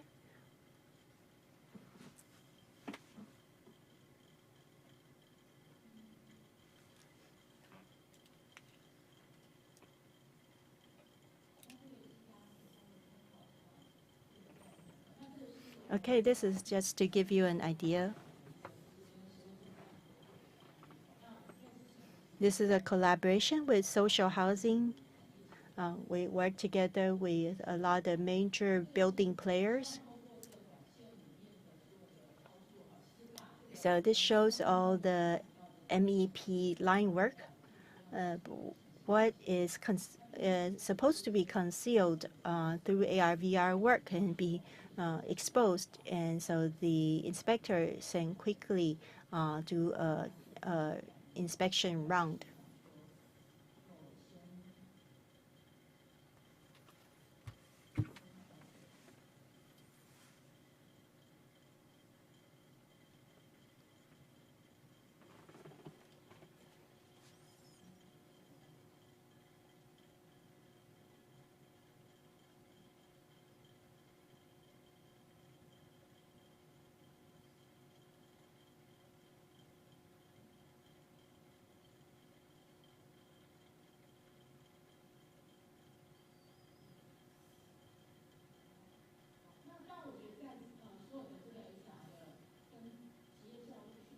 So there are many examples of XR combined with vocational training.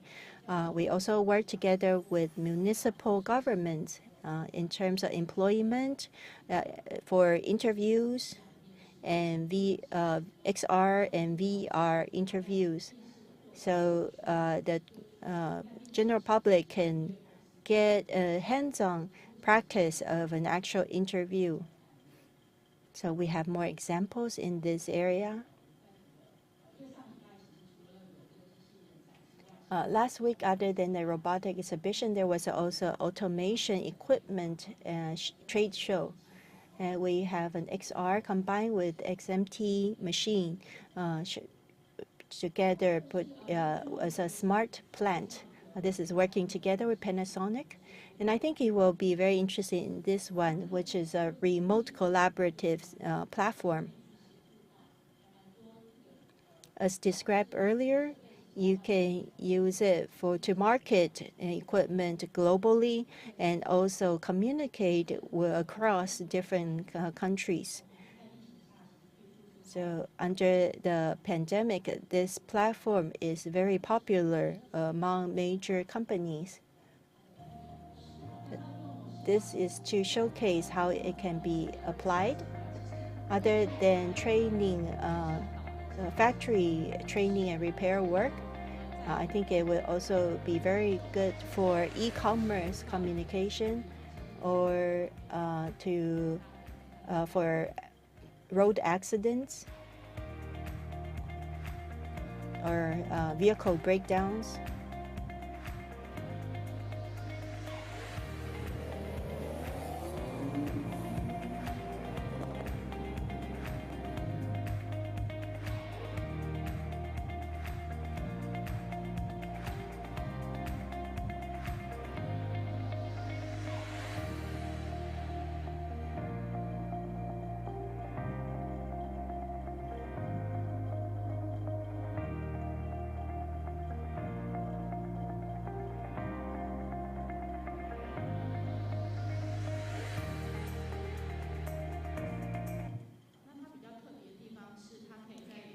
The unique thing about this one is at two ends of the communication points, you can mark all the points, and you can also show some 3D parts and components here to show where they need to be replaced or placed.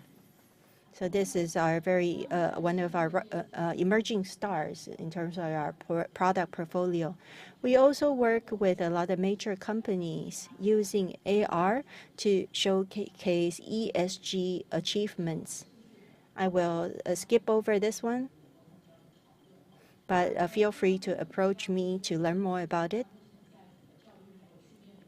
In education and training, we have a lot of applications. At the association, we also invite experts to talk in our podcasts to showcase their approaches and achievements. So please come to our fan page. We have a podcast, so tune into our podcast. And with that, I want to thank you for listening.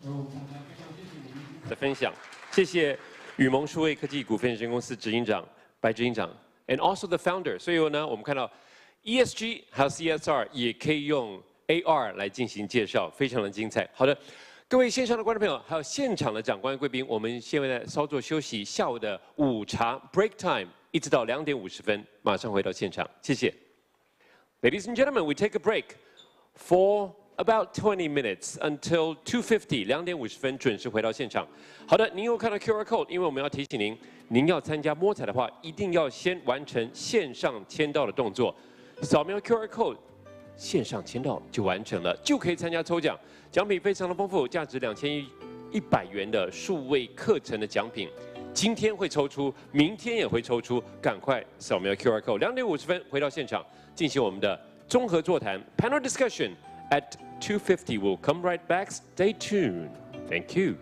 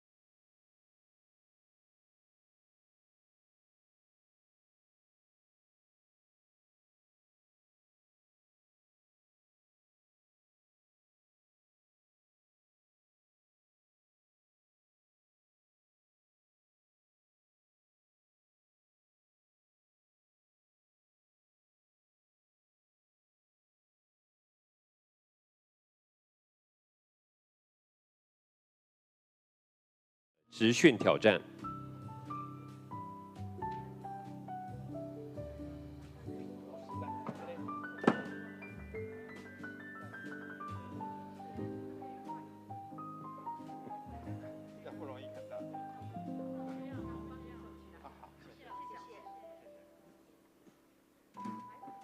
好的，各位回到我们2022职业训练国际论坛的现场呢。I hope you enjoyed your coffee break. Now we're back from the coffee break for more Vocational Training International Seminar. Now is our time for panel discussion. 接下来呢是综合座谈，主题是智慧制造未来的职训挑战。好的，我们要讨论的话题呢，这个非常的广泛，包含了智慧制造产业职业训练的新挑战。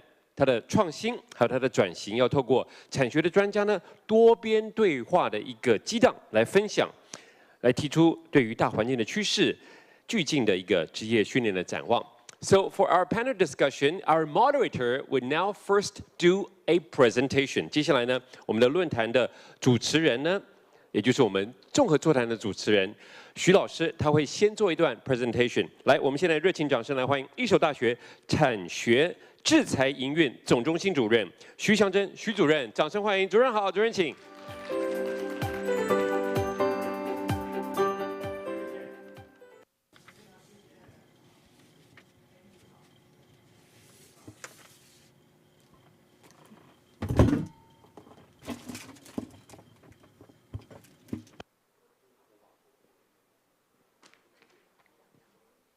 各位，我们徐主任呢，他任职于一所大学的机械系、公管系的教授，专长呢是在 IC 封装还有生产自动化。Director Xi from the headquarters of Industry University Collaboration and Intellectual Property Management of Yishou University. Welcome, Director Xu. Thank you for the introduction, Andy. It is great to have him MC this great event for us. It is with great pleasure that I take this opportunity to share our thoughts on smart manufacturing and green interdisciplinary talent vocational training. My name is Xu Xiangzhen. I work at Yishou University at the Industrial Management and the Mechanical Engineering and Construction Management faculty. I'm also director at the Industry University Collaboration and Intellectual Property Management. So I graduated from North Carolina University and now teach at Yishou University. Today, we're here to talk about talent development in intelligent manufacturing. Faculty, class, and equipment are equally important in this. And now, in light of pandemic, the question is also how to use good teaching materials. When we talk about smart manufacturing and with the faculty, we started seeing the introduction of AI 2 to 3 years ago. However, we are always lacking in faculty in this area.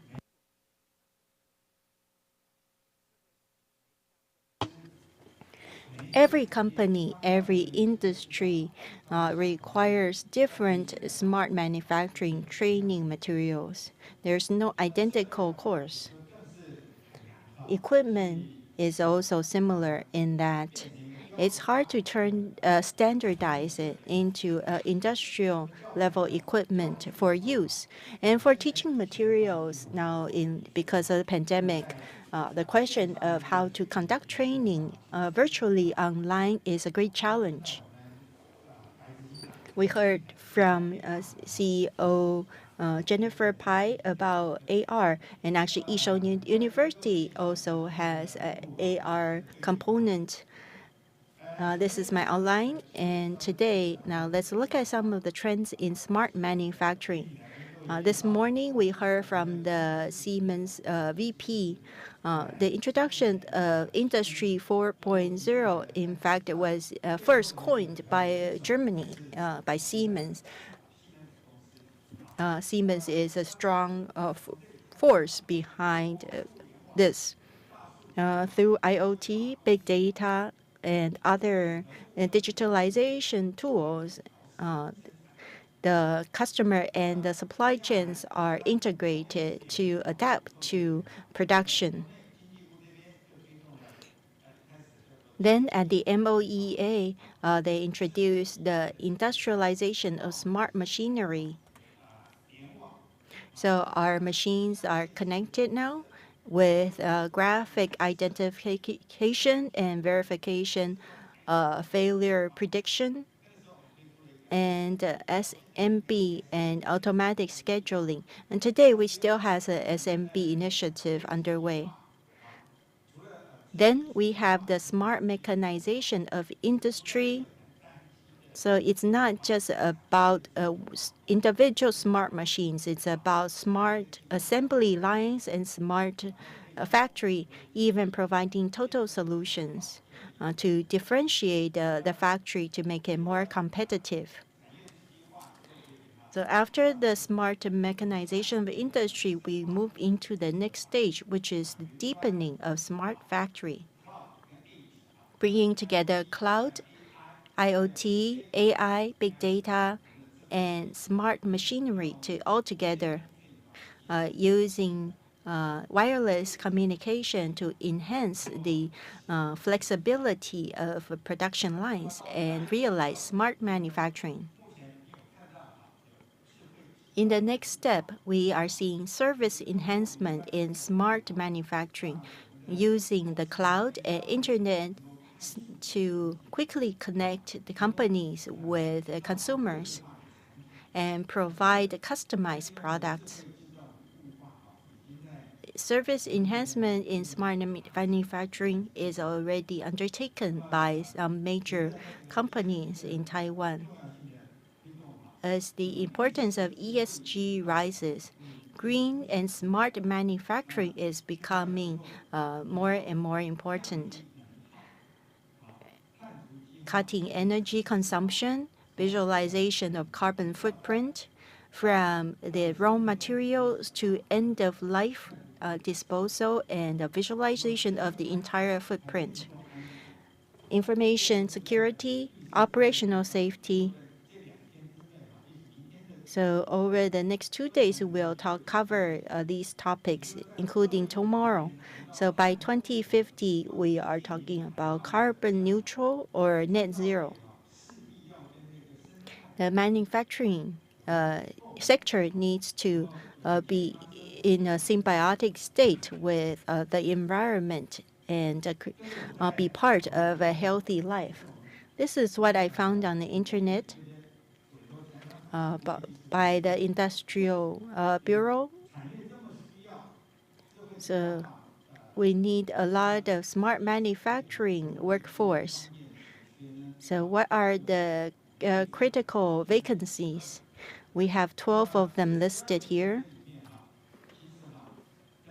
Among these 12, we can see ones that have been there all along from over the years, but the competencies required are changing, causing the shortage. The main reason is lack of talent supply, new competency requirements, and the lack of alignment between the skills of the employees and what's required. So we face 3 major talent issues. First, all these are interdisciplinary talents required. So those who graduate in mechanical engineering, they need to learn about automation. And industrial managing graduates need to learn more about other fields. Information technology, IT is a field that they would need to gain experience in. So these are interdisciplinary vacancies. And next thing is the school, the theoretic teaching does not allow for ample practice on the machine by the student. And national university, this is not an issue, but for private schools, it's more of a problem. But I'm happy to have heard about AR and VR today. These can make up for the shortcomings.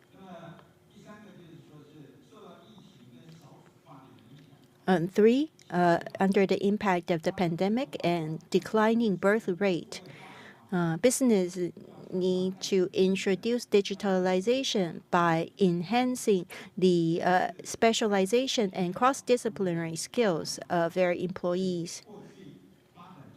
At E3, they were exploring the 12 key vacancies in smart machinery industry. Speaking of talent development in terms of policies at the National Development Council, Ministry of Education, MOEA, Labor, National Science and Technology Commission, they all have related policies. The goals for developing smart manufacturing talent are threefold. First, develop basic knowledge and skills. 2, transfer practical experience. 3, integrate cross-disciplinary capabilities. So these are the basic goals. As you can see at the bottom left, this is our Yishou University campus AI environment and VR esports center. To your right, the Yishou University XR semiconductor advanced process equipment technology. We know some semiconductor processes require very expensive consumables and at high cost in effluent treatment in the lab. This causes a lot of concerns. However, if you can use AR or VR, XR to train the students and learners, then we can achieve a better outcome. Some keys to the teaching and learning of smart manufacturing. First, curriculum planning. The field is very broad and does not have any textbooks. Faculty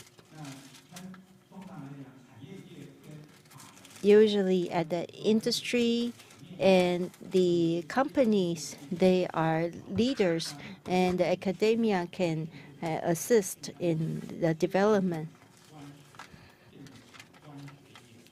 So here, we also include the training institutions in part of the ecosystem.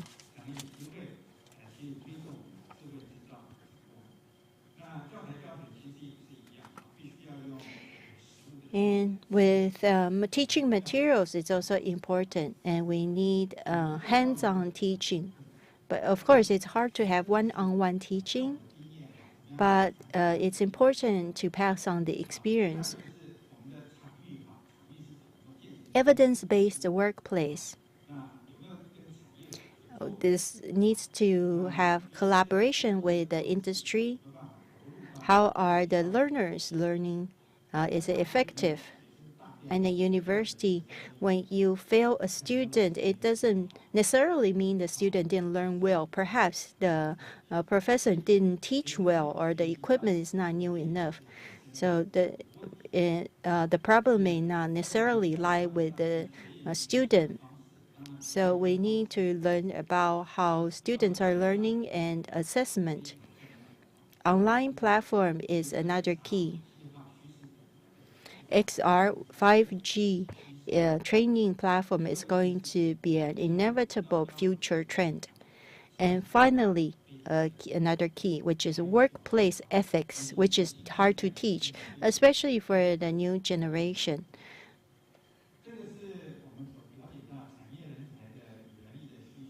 These are the requirements we see when you need high-level R&D talents, you go to the national universities. If you want to approach the specific projects, I think it's best to approach the right professor. And then if you find the right professor, you can connect on to the right students and the labs. So you need to go step by step when you look for R&D talents. For mid-level engineers, it's quite a significant requirement. So there are some private university and polytech universities should go into the campus and you can go into their campuses and promote yourself. And finally, the base level technicians and workforce for repair. I think this also needs to be found in private universities and polytech universities. I talked about the traits of the new generation youngsters. On the internet, you can see this a lot in 2019, 20, and 21. The HR department runs into a lot of problem with communicating with young people. So you need to look at the traits of these young people. Taiwan's job searching website 104 is I've approached their executive and discussed some of these traits with him. First, they usually have high educational level. Usually, they have gone beyond junior high school or vocational high school. They usually have college or university level education, and they are always questioning their seniors, including their parents, and they lack patience and want to be fast, but not necessarily good.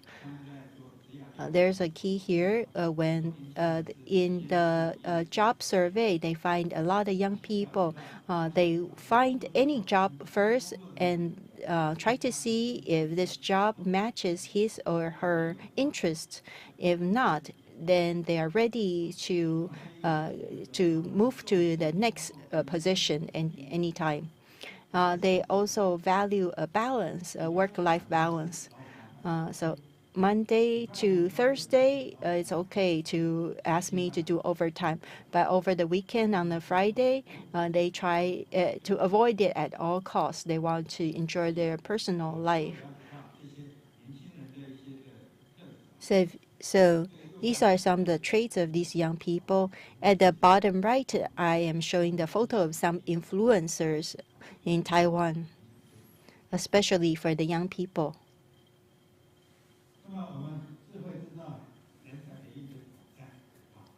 What are the challenges in smart manufacturing talent development? On August 17th, Mr. Zhang Shangyi on Business Weekly just said that young employees are not working so hard anymore. How should TSMC correspond to this impact of generational difference? So even with high salary levels like TSMC, they need to think about adapting to the current situation. Service enhancement in smart manufacturing. Every business has its own know-how, and they don't like to share. In the face of global warming, green and smart manufacturing is an inevitable trend. Then green design, green production, logistics, operational safety, and recycling are going to be core to carbon neutral and net zero. At the same time, the government's smart manufacturing policies, competencies in key engineers, and talent development courses are still lagging behind. Under the pandemic, the online courses need new equipment and devices and 5G technology. Lack of knowledge on how to manage new generation employees. This is among the top 4 predicament of our HR personnel. How do you communicate and find management approaches suitable for the younger generations?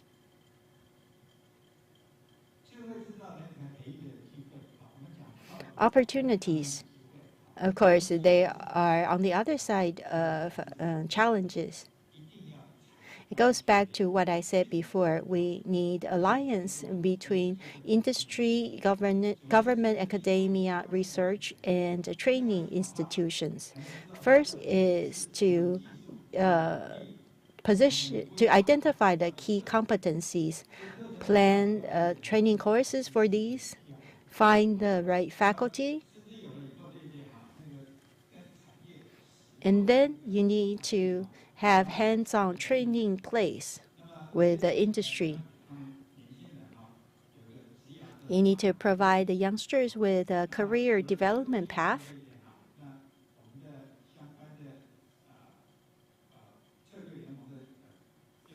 Then this strategic alliance need to provide diverse matchmaking channels, and finally establish a talent development system. There is an industry registration for talent requirements, including industry academia collaboration, new southbound foreign student-only classes, and corporate recruitment and pre-job training, and overseas recruitment. In conclusion, smart manufacturing talent development needs to attach great importance to hands-on teaching and practice to pass on the experience. Energy management is required to save energy. We need to optimize processes to cut down waste and visualize carbon footprint. So this is necessary for not just business, but also the schools. There are some successful models already, but they need further promotion. If employees are at the core of business, they should encourage them to continuously develop their competencies and competitiveness, strike a balance between health and work, and provide a career pathway. And finally, I would like to encourage our industry to leverage campus recruitment, corporate internship, industry talent development project, industry academia collaboration project to keep a close interaction between the industry and the academia. Thank you. Thank you for that. 接下来就请您更上一层楼，请上台入座，担任我们的座谈主持人。谢谢，谢谢。来，再次掌声。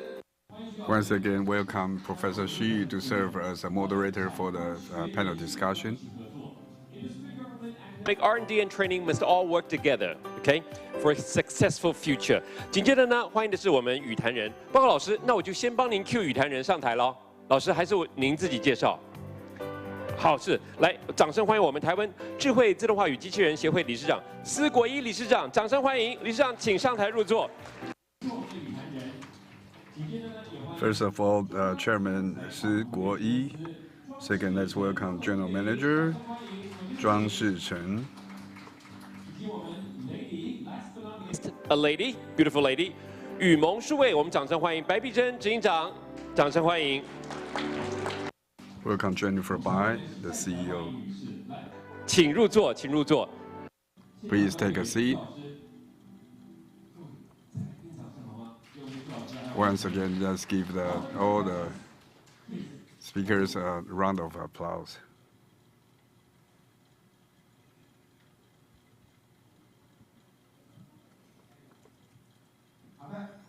All right, thank you very much. Our MC is very excellent to already cover the moderator as well as the speakers or the panelists.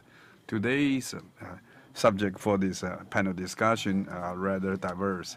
So later on, we will have a few panelists when they finish their comment. So I would like to invite the people on the line to leave a message, and our usher will pass the question to us.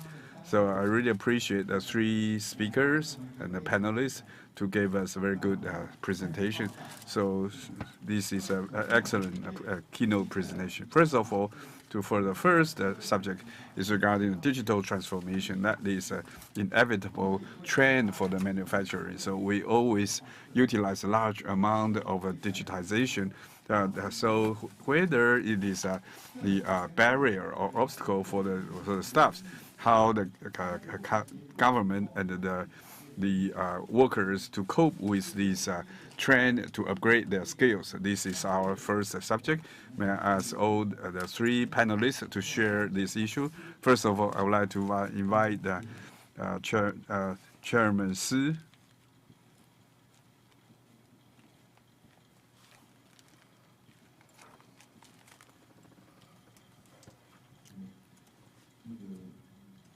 Well, I would like to share our internal in our company for the past 2 to 3 years of COVID-19 pandemic. Our company have done quite a lot of digital transformation projects. So during this period, with regard to these issues for the operation and the sales, we have growth during the pandemic. So we just thanks to the digital transformation, because we have design review for the overseas customers and or digitize the customer service for the overseas clients, and the exhibition of new products, and also for the international customers. We always utilize digital approaches. So for the staffs, either they are young or senior, actually in our company we have minimum challenges.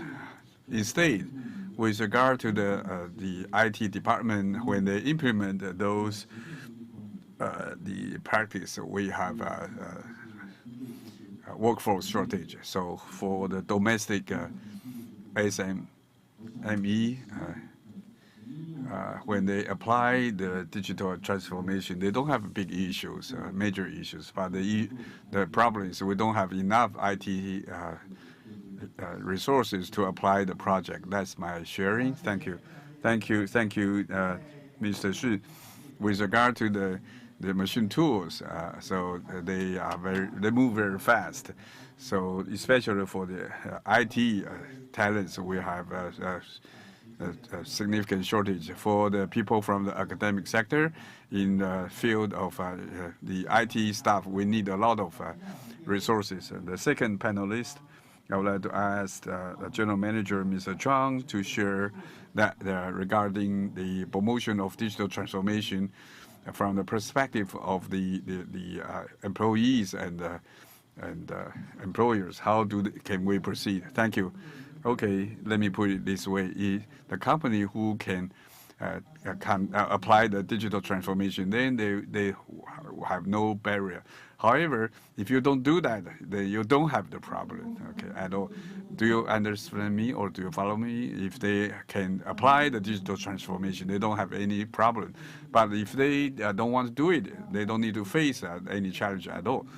So regardless of how much digital transformation you said about Newton, the law of Newton, the force theory of force is remain the same, because everything is the same. So the digital transformation is just a tool during the process.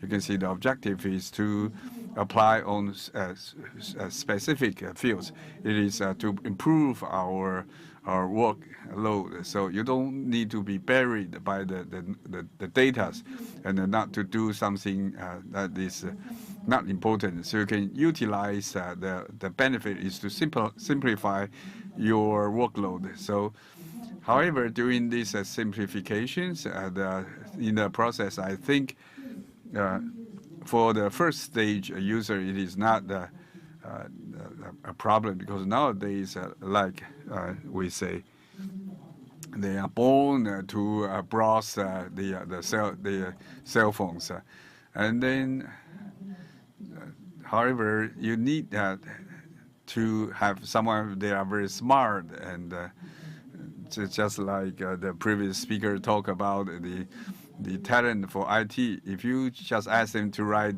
the code, it's no problem at all.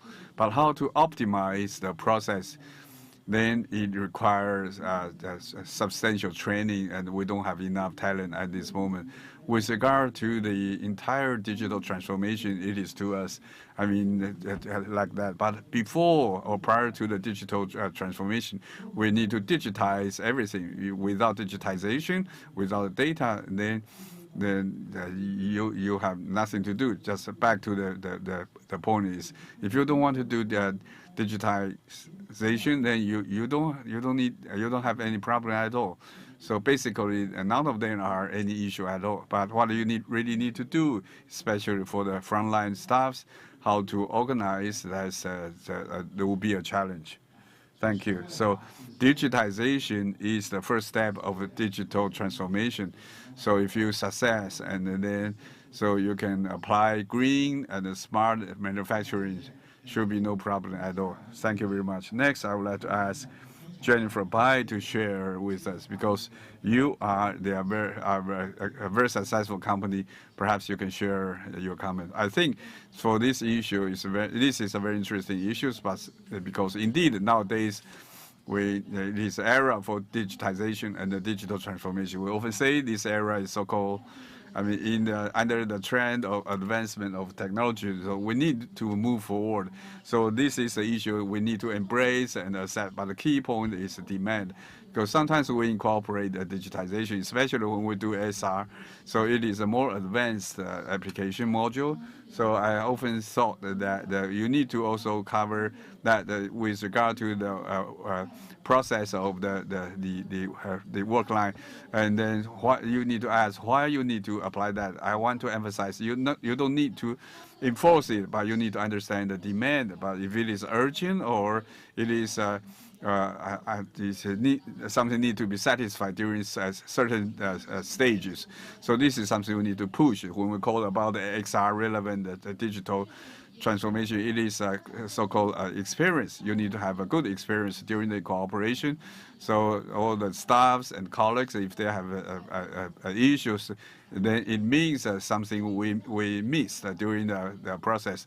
So the first thing is you need to apply good experience, and when you incorporate that into the customer service, you need to also adapt to the existing process to promote it. So I think that's various aspects you need to cover. And of course, I think that with regard to the talent training, indeed, like the chairman Shi mentioned, we really need the basic know-how for those information technologists to have a more efficient promotion.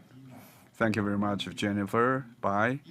With regard to the first question regarding digitization promotion, about some critical points for the promotion of digitization. The second question is next. So when we talk about the digital manufacturing, so at the moment, the first is that in the field of manufacturing, the task require that the younger generations or younger workers need to spend more time on their workplace. Secondly, the younger generation pay more attention or value their personal life. So as Chairman Shi mentioned, the younger generation valued or focus on IT. So with regard to in the 1990s, a person or the young generation born after 1990s, they were born with the digitizations. So with that, so with regard to ours, the person who born after 1995, they will turn to our major workforce pretty soon. So. So how the association can promote the training. So perhaps this training is not a traditional training, and whether we do have a new approach in the business sector to share. So shall we start from Jennifer Bai? Yes, thank you. Okay, I think so. For this issue is really match the reason we want to promote XR.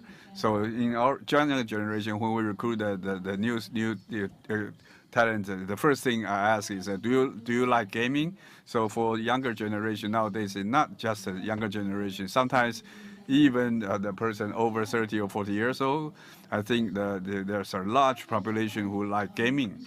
So if you like gaming, then in the relevant works to frankly speaking, if they have the gaming the elements in there, it will inspire their passions and engagement. So with that, I think it is fair to say, so everybody saw the movie, say first class the gamer. So if we gradually emerge or incorporate the gaming concept in your daily life, I think the training is something very serious. But it's a matter of the method of incentive of training. If you can incorporate the concept of gaming, then to the younger generations, they will consider it is very attractive. As the professor just said, nowadays the younger generation, actually, frankly speaking, you need to adjust the way to promote or incentive their learning. So with regard to XR relevant, 知道大厂积极的在做这方面的布局跟导入，其实也就是希望他们的训练模式有所更。So we need to modify or promote a more effective training. Thank you, because the training for the digitization for generation, for their learning is a very fast way to help them to accept it.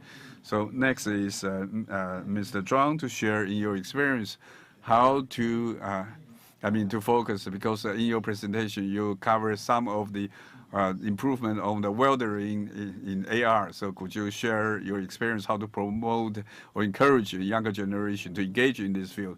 Yes, I think I probably will be, I'm more traditional. So I think, so for any education, you need to go back to the original point to discuss. And so I think either AR, VR, or MR, they are all excellent tools. But the issue is what kind of concept you want to bring to them, or how to utilize those tools. But the criteria is that so what kind of concept you want to convey through these tools? Everybody uses cell phones, and so if this is good, that one is no good. It means that it is the same digital tools, but some of them are convenient, some of them are not. As CEO mentioned, what is your experience, whether it is good or not? So back to the days when we were in the school, when some of the teacher lecture, you like some of the teachers' lecture, and some of the teachers' lecture you don't like. So the basic issue is the education per se, how to teach, how to convey the concept. And then the others are just tools. So the most important thing is what kind of lesson that you want them to learn, what kind of message you want to convey. Today, the industry say we are very vulnerable. So when the students get out of the school, they don't have the basic capability. That's not the issue of AR, MR. For example, if probably you don't believe, 20 years ago, when the Taiwan oil petroleum company, when we have the gasoline vouchers, I gave them 20 pieces of the vouchers. I say, well, 25 times 250. They say, and no, it's not enough. They say, no, it's 225. So before we have reached a consensus, but the other one says 25 times 10 is 220. So I don't know how to solve that issue, but the other staff came, so he has a very good EQ. He was very patient, and he come 1 to 1, 25, 50, and in the end 250. So that's my personal experience. What I mean is, if the students I mean, the campus education can correct them. Then when they go to the job market, they will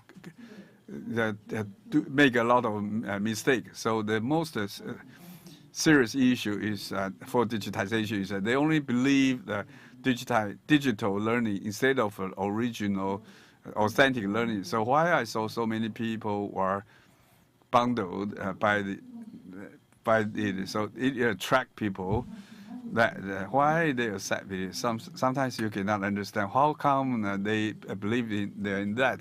I think that's the failure of a fundamental education. So today, when we want to train, I mean, the issue is not whether they are indigenous people, indigenous digitization residents. I mean, so the issue is whether they have that kind of capability. That's our major challenge. So regardless of whether they are digital natives, I think it's a matter of how we teach them. So during the education and training, I don't think the training is not a big issue, but it will back to the origin. That is how we teach them. We have a simulator, we have practical training, but through this practical simulation to help them to understand, then it's back to the origin of education. That's not a big issue. Okay, thank you. So next, we would like to invite Chairman Shi to share your comment. I'm sorry, I'm just a general manager. Okay. The chairman of the association. Okay, so allow me to share with you that if you have the opportunity to go to the industrial university in Germany, many lecturers will tell you a story on the first class. I have encountered many professors. They always say this. They say in the classroom, the first thing they remind the students, they said, if you read my teaching material, I promise, the next day you will forget 95%. If you listen my lecture, read my teaching material, and write down your comment, and then you will remember probably about 30%. If you, I mean, after the class, if you write down your experience and comment, and you teach your classmate, then probably you'll remember 50% and 60%. Last but not least, if you listen my lecture and write down the comment and teach your classmate, and you do something, implement it, then you will remember 80 to 90%. What a shame or what a pity when I study in mechanical engineering back in the campus. I never designed anything when I was in the college. I never know that how my learning will proceed or produce anything. So I have no knowledge at all regarding the practical application. So the key point is in this journey, how to apply your learning is something very critical. Another experience in the industry, I remember one of my customer service staff, because we have an international semiconductor vendor came to receive the training. The first the course is they showed me, and I told them this will fail. So after they receive the training, when they go back to their company, they will bother you for the rest of their life because they learn nothing. So I just make the adjustment, say use a scenario and case study. From the one section, we divide it into 6 sections. I teach you how to do it. Then you try to do it by yourself. Then I will give you a scenario to see whether you can solve it within 1 hour. So in the end, our customers are very happy and well received. They rarely bother our customer service.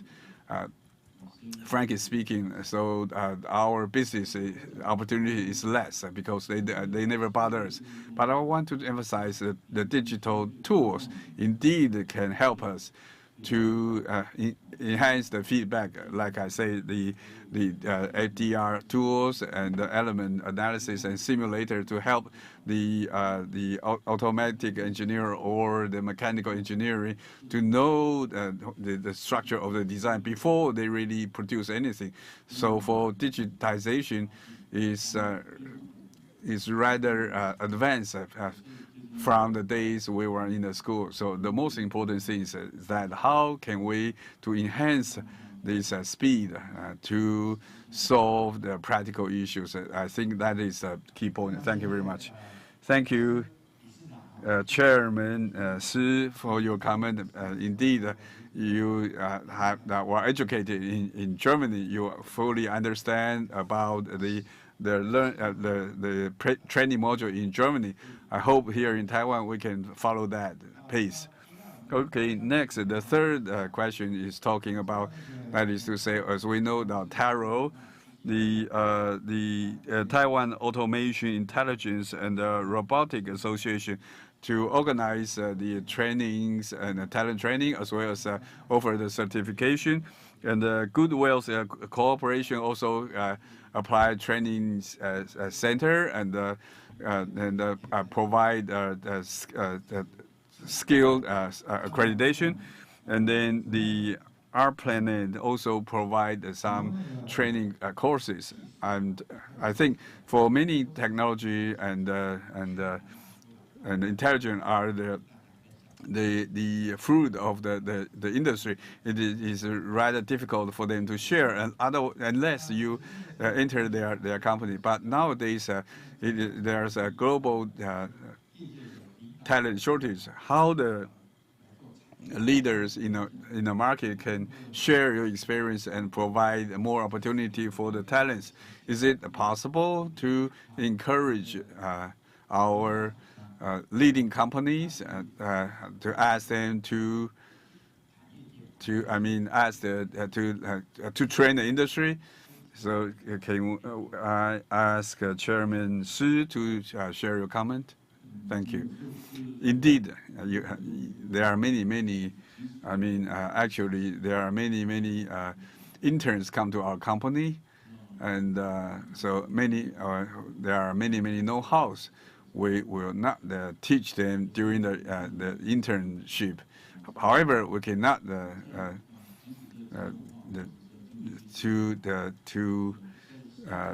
ignore that with regard to the precision machine or the smart manufacturing. We still can divide them into fundamental knowledge and skills. I think that is a consensus for every industry. So with that, the association can play a very important role. For example, so like the machine tools and the components association, perhaps they can identify that to assemble these the slide tracks in the industry, that they have some fundamental skills as well known in the industry. So you can identify those skills first, and then the association can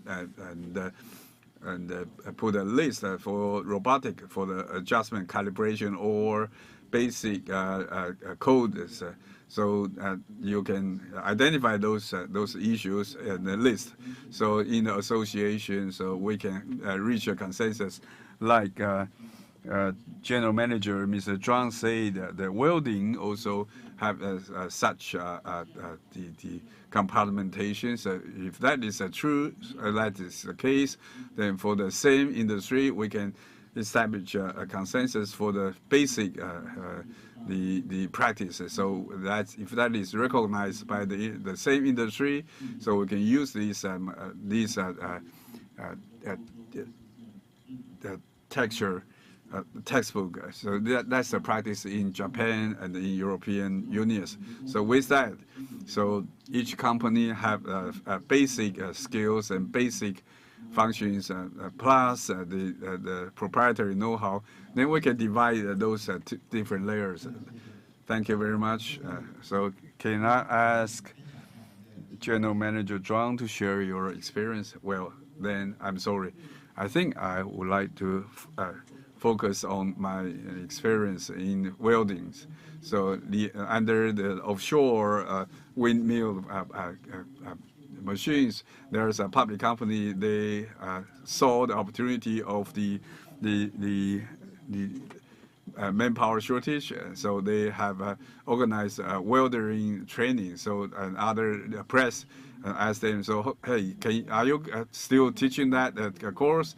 And then can you can I interview you? And then the company say, no, we terminated the project because.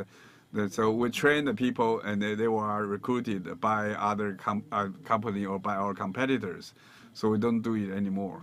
So the issue is it fair and justice for people to sustain that? Another example in Japan, that certain major companies. I know here in Taiwan we don't have any school to organize the welding courses. We visit the Japanese company. They have a Hitachi occupational school. So the students spend 3 years in this occupational school. So the first 2 years are in the school to study, and then after the third year they went to Hitachi, and then after that they participate in national campaign. So normally the first years they will not receive the award, so they will spend 2 more years. So as a whole, they spend 5 years. Here in Taiwan, perhaps we have less than 1 year. They are still in the school. So as a comparison, I want to highlight that we do have a new, we do have a company who really care about that. They want to do that. But whether it is meaningful, I also agree that know-how is no problem. But because I actually, for all the learning, they always have a basic fundamental courses. If they work together, then it should be no problem. But on the other side, the value and the perception of the society is different. When they learn the skill, they need to go to another company for who can offer higher wages. So our company have done a lot of training courses. Maybe you will ask me why you still continue to do that. My situation is different because I will tell them, if I don't do that, then the problem will come back to me. If I don't solve the problem for my customers, they will become my problem in the end. So if you teach them, they probably will not purchase from you. I say that's right. But for industry, if you are in a good industry, so I mean, if this industry is prosperous, everybody is happy. But if the industry is deteriorating or in recession, nobody will be happy. So let's help the industry then as much as to how much we can sell. That's the sales reps, sales department's business. So that's not my business. So my responsibility is to improve the industry, to make the industry prosperous. So back to the question. So we cannot ask everybody to not consider the cost, but indeed the cost of training and education is rather heavy. Okay, the burden is very heavy, but it is for a brighter future.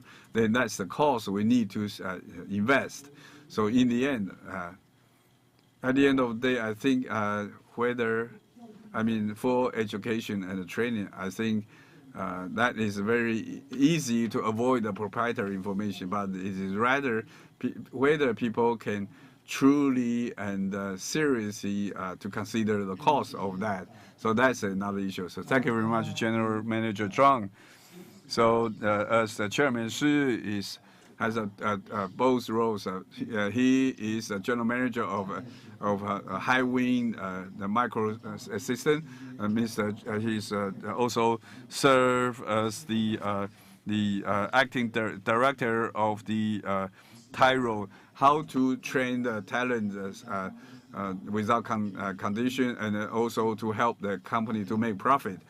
That's an excellent idea to share with us. Next, okay, may I invite Jennifer Pai to share? Yes, actually, I'm the same. First, I'm part of ARP Planet, and I'm also a chairperson of the chairman of Taiwan XR, the chairperson of Taiwan XR Innovation Association. We are on the same boat in talent shortage. So from day one, we need to develop our own talents rather than trying to find ones in the industry. But I think it's an inevitable path. So we start with developing our own talents, and then 3 to 4 years ago, we found that the government had some initiatives, such as at the Ministry of Labor.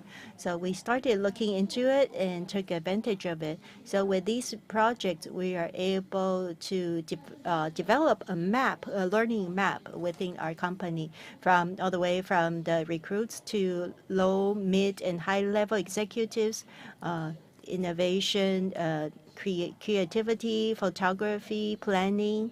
So in all these dimensions, we put them together to form a learning map. This is quite a comprehensive map, bringing together a training plan for all our colleagues. I learned a lot from this process. As we communicate across departments, we also hire external instructors to give us new ideas. We heard that experience is very important. It's not just about technology, but also with service processes and client-oriented services. So in this exchange, we really grew internally, although we also committed a lot of time and cost. But this is good for our long-term development and very worthwhile. My colleagues who are responsible for this internal learning plan were also awarded with an honor externally.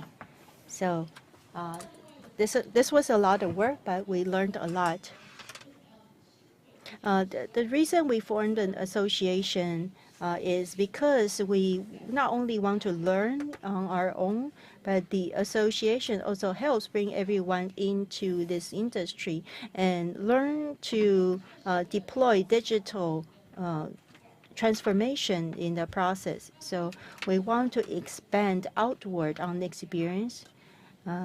We invited a lot of industry players. We have industry members from industrial, smart manufacturing, healthcare, retail, education, and culture. There are teachers as well as schools as our members. So with this outreach, we also learned a lot. XR is a good complementing tool, but the domain know-how is critical. When we collaborate in training and education, when we also try to find colleagues with this expertise. We have some colleagues who even have a teacher's certification. So by bringing together the system and technology, we establish a new service model.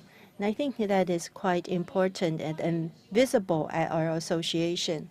So in terms of talent development, we also want to do a lot of industry, academia collaboration. A lot of schools are doing Metaverse Academy. Isho University is no exception. So rather than single point or single directional development, we want to integrate different dimensions together to make the pie grow. So I think we need to look in the longer horizon, and I hope we have a chance to work together with Isho University in the future. Thank you so much to Chairwoman Pai. A great viewpoint from the association point of view. I would like to reserve as much time as possible for our online attendees to raise questions. I see two over here. First,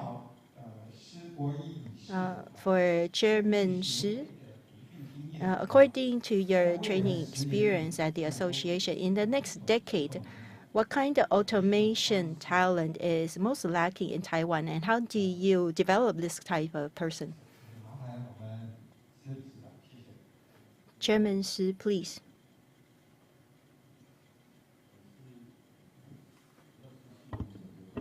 System integration talents are desperately needed.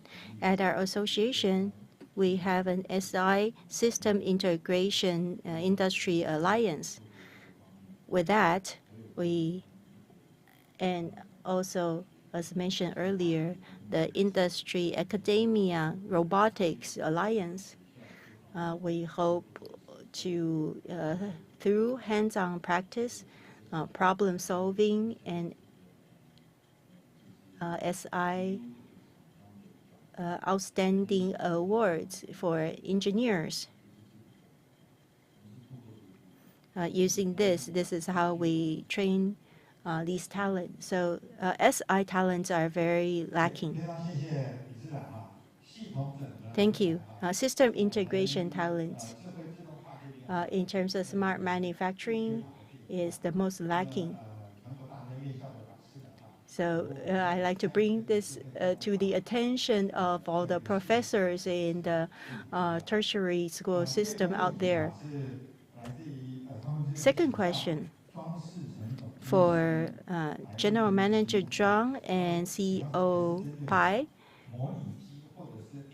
on simulators and AR, VR, new technology training approaches. Is it geared towards specific industries or companies and customized? So if we're talking about public information, what kind of technology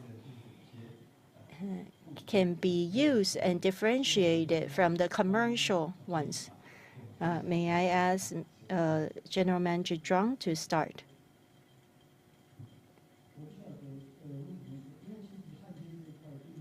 With welding, there is not really any specialized companies. Of course, this is just to simulate welding, so there are some modules that are included. It's not limited to any specific vendors. So it's a very comprehensive basic training. So for welding, I don't think this question applies.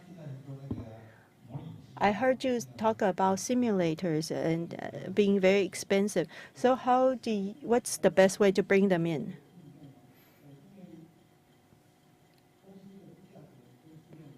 The price of something is proportional to its quantity. If you can sell 1,000 units, then the price would come down.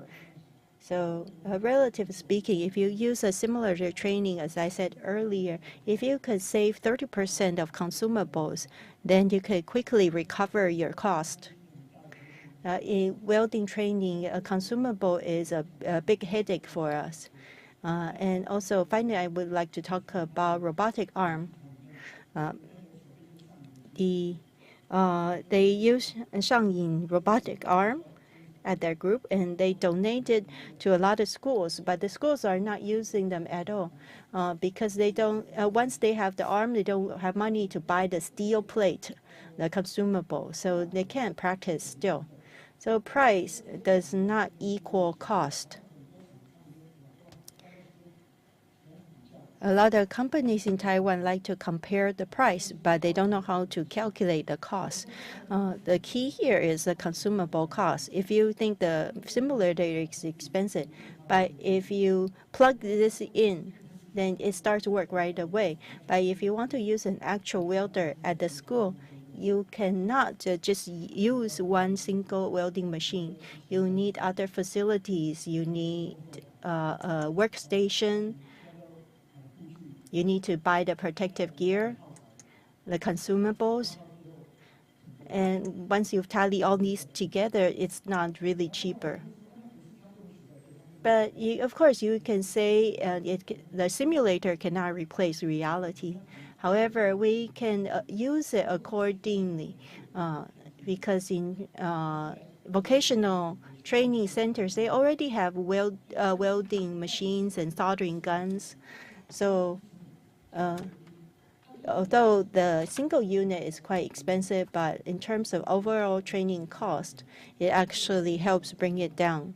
And we can reduce the time used and increase pass rate. So all this is increases the efficiency. So I think it's still quite positive. Thank you for that. Chairwoman Bai. In my presentation, I talked about our effort in commercializing the XR technology and turning into a platform. This is what we have worked on over the years. The benefit is a lot of people think that bringing XR requires personalization and customization. Of course, every industry has different processes and requirements. But of course, customization is costly. It's not just about the production costs, but also the later on maintenance. So we want to build on the service and platform because using the modules and the platform and data, we're able to quickly introduce it. However, we also still preserve a lot of flexibility, so the level of customization can be edited according to your needs, to the level of interaction you need. So this is a kind of practical technique that we have brought in, and we can reduce the cost. And at the same time, we can satisfy cost needs. So we are mainly a software company, so we build platforms, and we're able to publish this on different cross-platform applications. So we keep trying to reduce the threshold. If it's too customized, it's very difficult because we are very short in engineers already.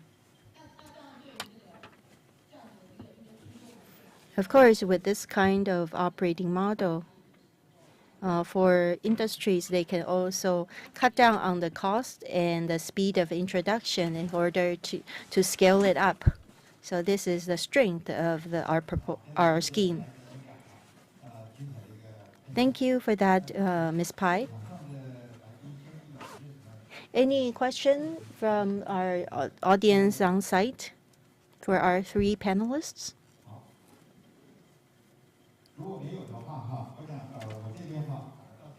Okay, actually, if not, I have one myself for Chairman Si, because he is very experienced in mechanics. At Taro, in terms of smart automation, you are bringing international certification. So how do we ensure we align with international standards? It's not an international certification. It's a smart automation and robotics certification, and they are local certification from Taiwan. So with the exam questions, we invite several institutions in Taiwan, and it's divided into different levels, and there's both theory and hands-on. So actually, the pass rate is not very high.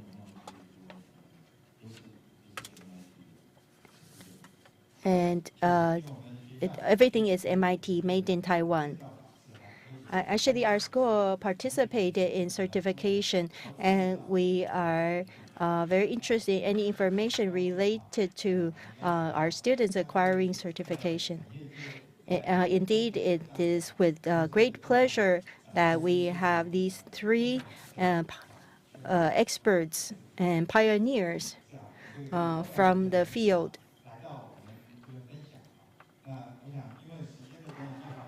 So in the interest of time, looks like we have just 1 minute left.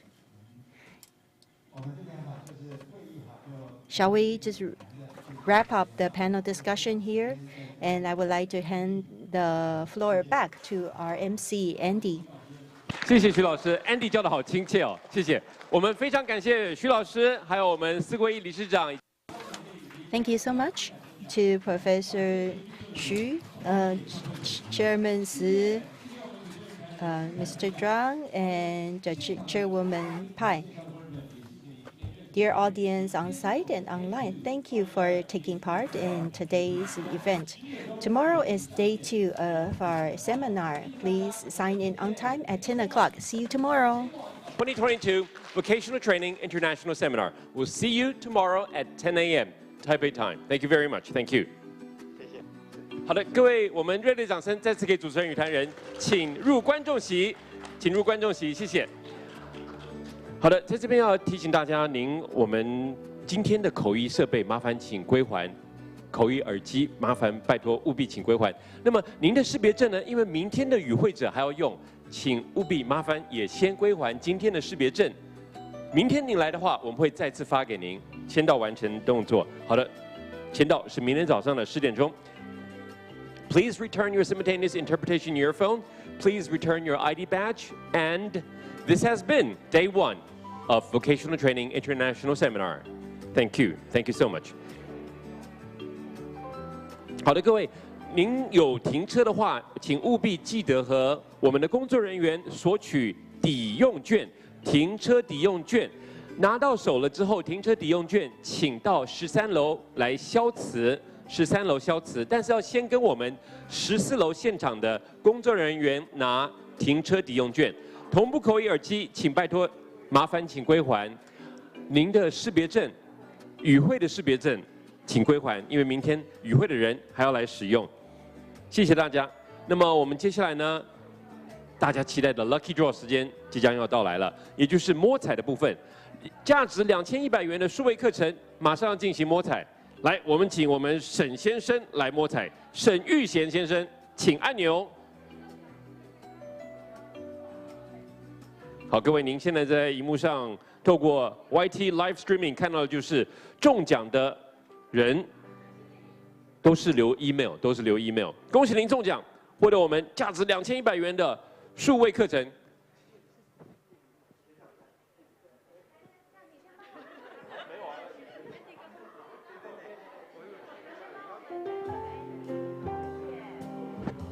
好，各位，恭喜您中奖，恭喜您中奖。如果您明天继续参与的话，一样有中奖机会。好了，谢谢。我们提醒大家，8月31号，明天是我们 Day 2，请扫描我们的 QR code， 这是我们的问卷的 QR code， 麻烦您填写您的满意度问卷，给予我们鼓励。因为您的 feedback， 您的意见对我们来说是非常的宝贵。Ladies and gentlemen, what you're seeing now is the QR code on screen. Please scan the QR code. Please fill in the survey because your feedback is very valuable to us. We'll see each other tomorrow morning, 10 a.m. Taipei time. Thank you very much. Thank you.